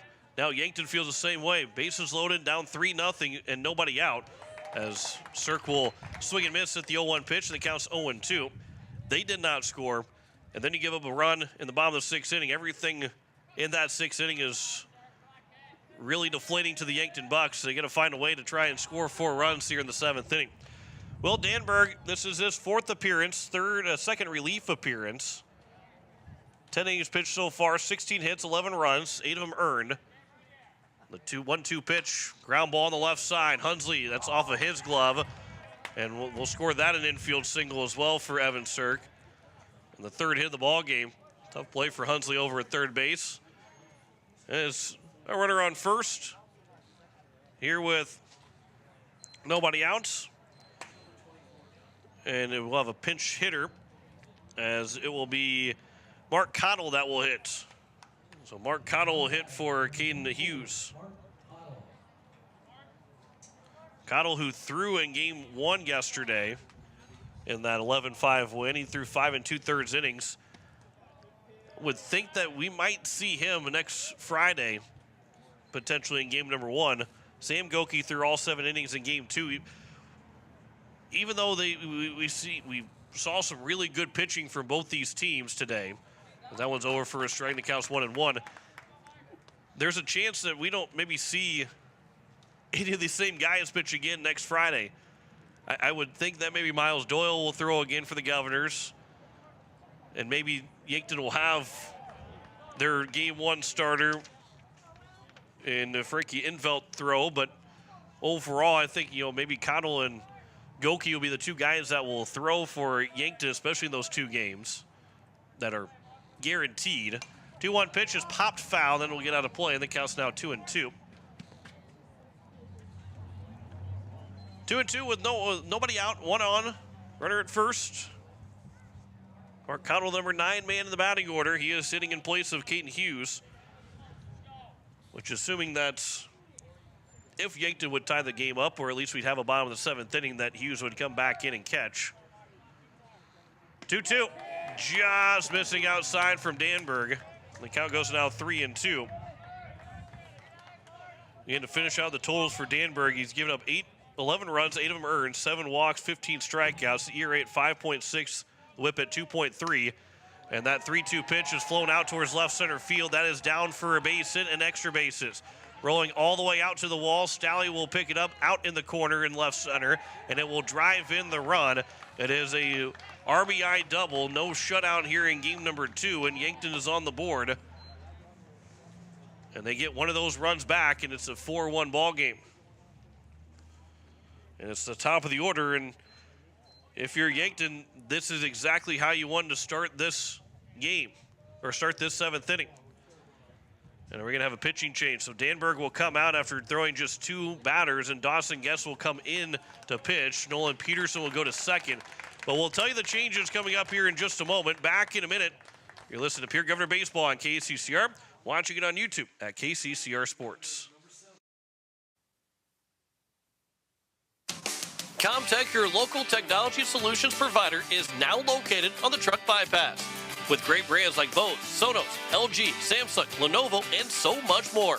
Stop in to see their new showroom for everything in stock for your personal or business needs. Comtech provides professional installation and service after the sale. Comtech is your local technology store, located now on the truck bypass, or visit us on the web at comtechplus.com. As community bankers, BankWest employees are deeply committed to supporting local causes, growing the local economy, and creating local opportunities. At a time when you can bank anywhere, we hope you choose BankWest. We'll be your financial partner for the long haul, helping you and your community achieve financial success. BankWest. Convenient, connected, committed. Member FDIC. It is Dawson Getz on the mound to try and close this out here for the Governors. Runner on second with nobody out. And he will deal with the top of the order. Austin Goebel, Lucas Kamshoff, and Matthew Sheldon with a 4-1 game. Peterson is at second now, and Kaiser moves from second to short. Nothing changes in the batting order. They just technically lose the DH. But all 9 guys in the batting order are on the field. And so Dawson Getz will try and close it out. This will be his 3rd relief appearance. In 2 2/3, he gave up 2 hits, 2 runs, none of them earned. The first pitch will catch the outside corner for strike 1. Only allowed just 1 walk, 2 strikeouts for Dawson Getz. An ERA at 0, a whip at 1.13, and a batting average against at 182. This will be outside. The count's now 1-1. So Danberg gives up 2 hits in his 2 at-bats. He gives up a run. And we'll have to see now if he's charged with a second run with that runner at second base. Or if Dawson Getz can work around it and get out of this ball game, this will get to the backstop on a wild pitch, and the runner will move to third, and the count goes to now 2-1. That run at third doesn't mean anything. It's still a 4-1 ball game. You'll trade outs for runs. Trade in out for a run right now. Anything on the ground, you're not worried about that runner breaking for home. You're just going to go get that sure out. 2-1 pitch will miss low and outside. The count's now 3-1. But the biggest threat of the order, and Kamshoff and Sheldon are coming to the plates next for Yankton, and the tying run is on deck. 3-1 pitch. This will be skied out towards left field. Long run for Easlin. He'll get over there and make the catch. The runner cannot tag from third as it was not hit deep enough. And there is one down and a big first out for the Governors here in the top of the 7th inning. And it brings up Lucas Kamshoff, who is 0 for 2 with a walk. So this will be a big guy to try and retire. Keep that tying run on deck for as long as you can, but also keep that tying run on deck when Matthew Sheldon comes to the plate. First pitch, hard ground ball just down the line, foul at third base, and the count's 0-1. Kamshoff had 4 doubles yesterday in his 5 hits. And 5 doubles overall in the weekend. Getting a double in game number 1. 0-1 pitch. That is outside, and the count's 1-1. Governors with 3 extra base hits in the ballgame. Eastland with a double, and Kaiser and Stallion with triples. Stallion with 2 runs driven in. Charlie Simpson, Nolan Peterson each with an RBI as the count's now 1-2. The 1-2 pitch here from Dawson Getz trying to retire Kamshoff. From the windup, that will get to the backstop. A run will come in to score to make it 4-2. But that all it does is just empty the bases. Nothing really changes at all here for the Governors, other than the fact that it's a 4-2 ball game right now.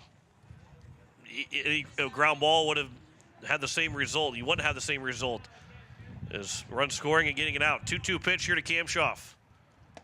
Taken for strike 3, and there's 2 down here in the 7th, and the Governors are an out away from a doubleheader sweep to close out the regular season at 11, make that 12-9. So Danberg officially gives up the 2 runs, both of them earned, and Dawson gets 1 out away. Matthew Sheldon to the plate. First pitch is missing for ball 1. So the tying run stays on deck. Nobody on, 2 outs here in the top of the 7th. 1-0 pitch. That is upstairs, and the count's now 2-0.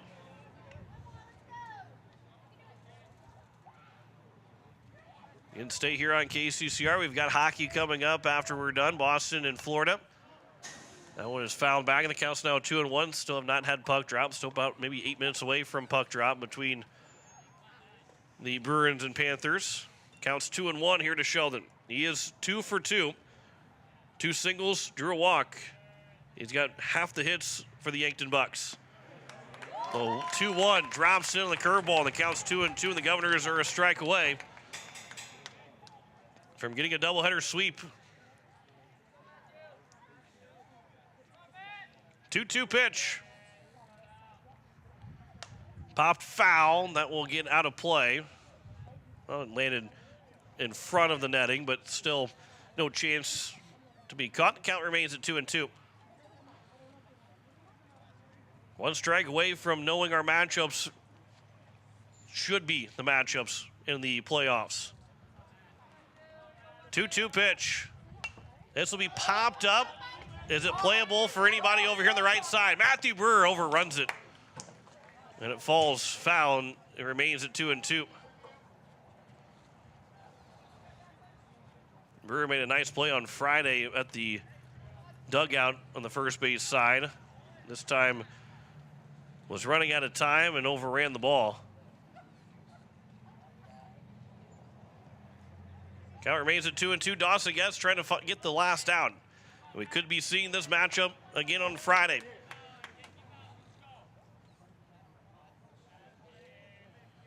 2-2 from Getz to Sheldon. Swing and a miss and a strikeout, and that's the ball game. Governors survive game 1. They get a game 2 win, a sweep of the Yankton Bucks. 4-2 our final in game number 2. Back in 2 minutes to wrap it up from Hyde Stadium. You're listening to Pierre Governor Baseball on KCCR. Watching it on YouTube at KCCR Sports. Nystrom Electrical Contracting in Pierre has been providing professional sales, service, and installation since 1977. Whether you're starting from scratch, new construction, or you're upgrading your current system at your home, farm, or office, give the professionals at Nystrom Electrical Contracting a call. They've got a lot of bright ideas. Call Nystrom's today to schedule a free computer-generated estimate. The number is 224-8750, or visit their website at nystromelectric.com. Dakota Sprinkler and Landscaping wants to make it easy for you to get that lush green lawn and that yard haven that you've been dreaming of.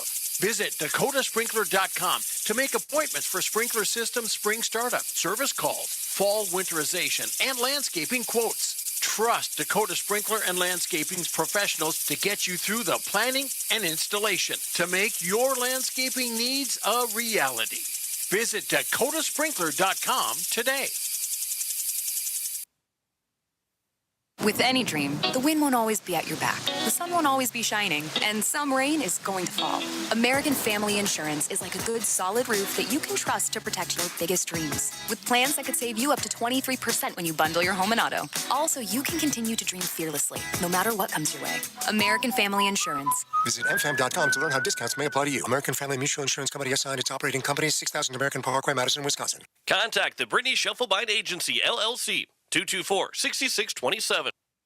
Looking for your next new or used car, truck, or SUV? Then go no further than the comfort of your own home. Shop online at lambmotor.com.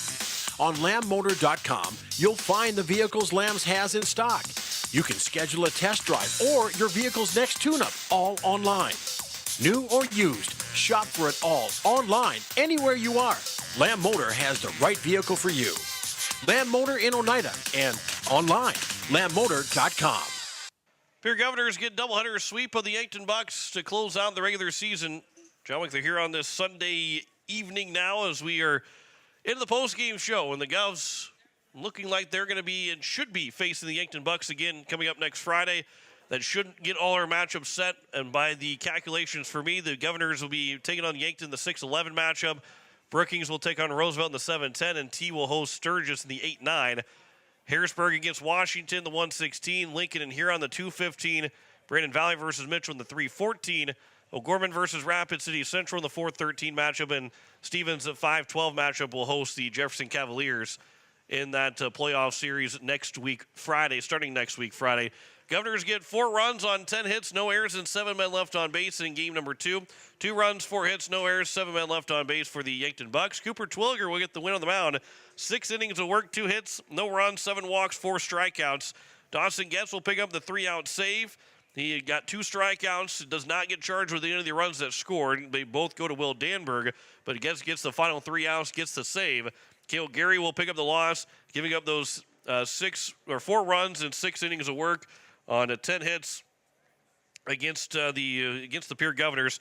Spencer Eastland had himself a pretty good day, 6 for 7 in total, with a double and a single and going 2 for 3 in game number 2. George Stalley had 2 RBIs in game number 2. Charlie Simpson with an RBI, and Nolan Peterson also with an RBI. As the Governors led 1-0 after the first, 3-0 after 3, and picked up a run in the 6th. And then the 2 runs that scored in the 7th inning gave the Governors the 4-2 win over the Yankton Bucks. Pierre finishes the regular season at 12-9. Yankton will finish at 10-10. But they were trying to figure out, and as Coach Lawrence had said, that they control their own destiny to host. But the Pierre Governors will say, we'll see you next Friday, because they're going to come back here to Pierre and play in the playoffs in that best-of-3 series with at least that first game on Friday. And we'll see how, and we'll let you know exactly when the matchups are made, what the times are, when they will be played. But you do know that they're right here on KCCR and on YouTube at KCCR Sports, and they will be here at Hyde Stadium next weekend whenever everything is all set and ready to go for the playoffs coming up on Friday and Saturday of next weekend. And then the 8 winners of the best of 3 series then will go to the state tournament, and will be in that Friday and Saturday at the Birdcage in Sioux Falls. We'll get the headset on Coach Steve Gray here. Again, stay with us on KCCR. We'll have coverage of hockey coming up with Florida and Boston that just got underway from Boston in Game 4 of that series.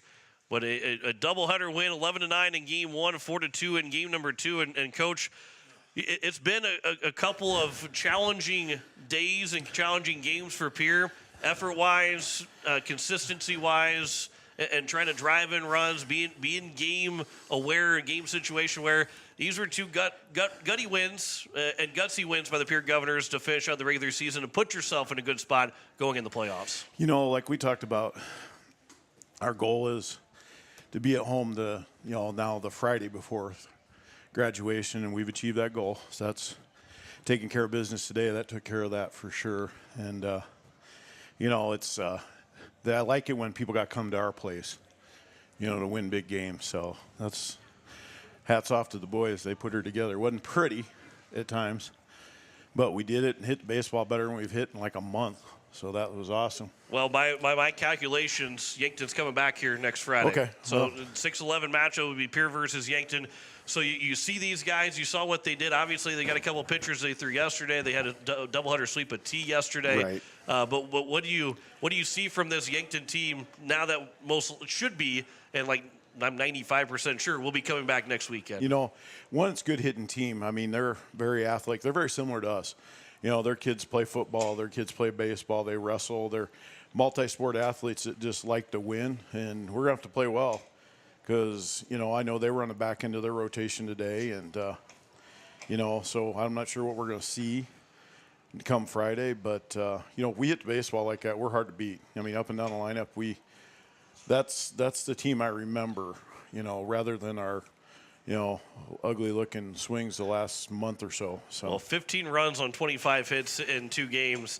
I think you have to go probably in that stretch after all the rainouts that you had in that stretch of games. You probably got to add about 6 to 7 games in there to get 15 runs and 25 hits. This was Pierre Governor baseball playing like they can here today. This reminded me of especially the first game, the Joe King, Connor Gerber, Nate Zimmerman area where we used to just beat people up with our bats, and we didn't field it great at times, and pitch it great, but we just won games because we could out-hit everybody. So. Well, pitching-wise, George Stalley, he's a guy that, I mean, maybe you thought, okay, he'd be a guy that you have to go to at some point in the season, but he's kind of turned himself into maybe the go-to guy in the playoffs now. Yeah, he's a strike thrower. I mean, he reminds me of what we used to do with Jaden Wiebe, where Jaden would come in and just throw strikes, man.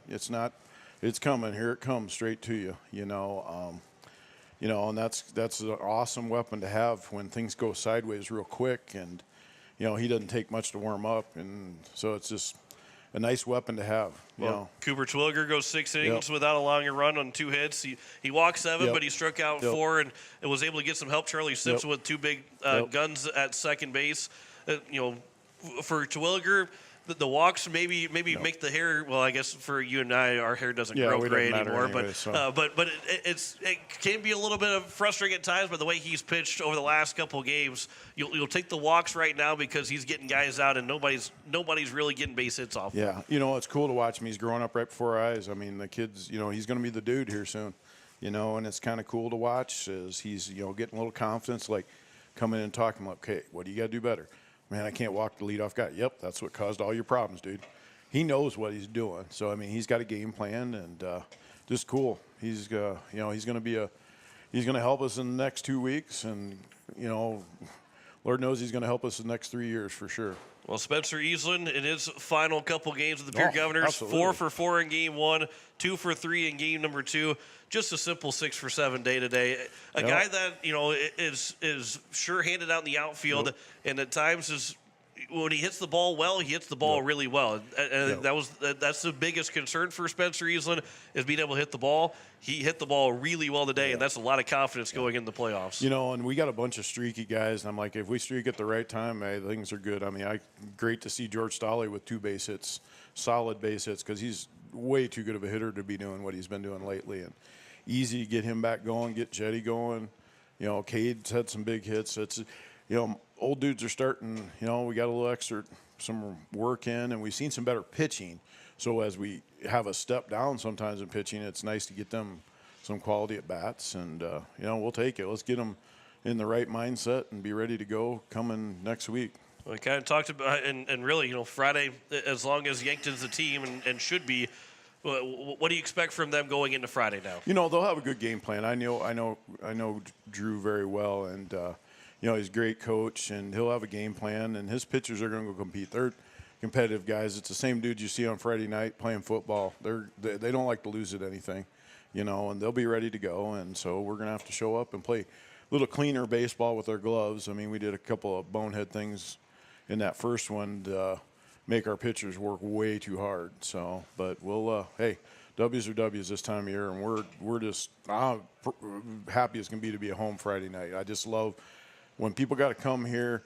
They even stated it when I was talking to the guys. Yeah, it's just a long way. It's tough to come up here and play. Yep, that's right. That's why we want you coming up here to play too. So. Well, and maybe you can still catch them before they take off to start getting game times lined up for in person lined up. But we'll worry about that a little bit later. But Coach, hey, appreciate the time. Yep. 2 big wins, 12-9 to finish the regular season, and you mentioned too, get to be here at home on Friday in the playoffs. Huge accomplishment again to be one of those 8 teams to host and chance to get back to the state tournament.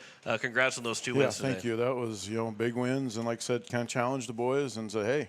We don't want to be on the go. Don't leave it up to chance, and that you do that, and you get, you're going to secure your opportunity. So that's all we can ask for. Well, Coach, appreciate the time, and we'll see you Friday back here at Hyde Stadium. All right, thank you. As always, go Govs. That is head coach Steve Gray, the victorious Pierre Governors. They win the game number 1, an 11-8, 11-9 win, and 4-2 in game number 2 to close out the regular season at 12-9. Yankton will fall to 10-10, and outside of anything changing that I did not see in the standings, Pierre and Yankton will be meeting up for the 6-11 matchup next Friday. We'll talk details on all of that. Once we know where that all stands, we will give you the information and pass along for game times for the weekend coming up here starting on Friday.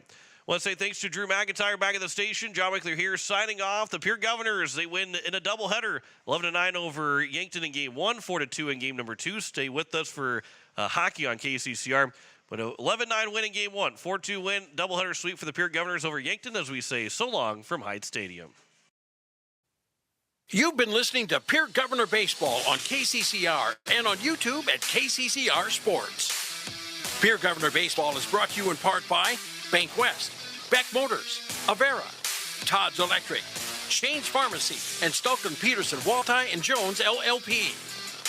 And by American Family Insurance, Brittany Scheffelbein Agency, Gay Gare, May Adam, Wegner Auto, Comtech, Gales Gas, Owyhee Federal Credit Union, Ferding Electric, and AGE Corporation.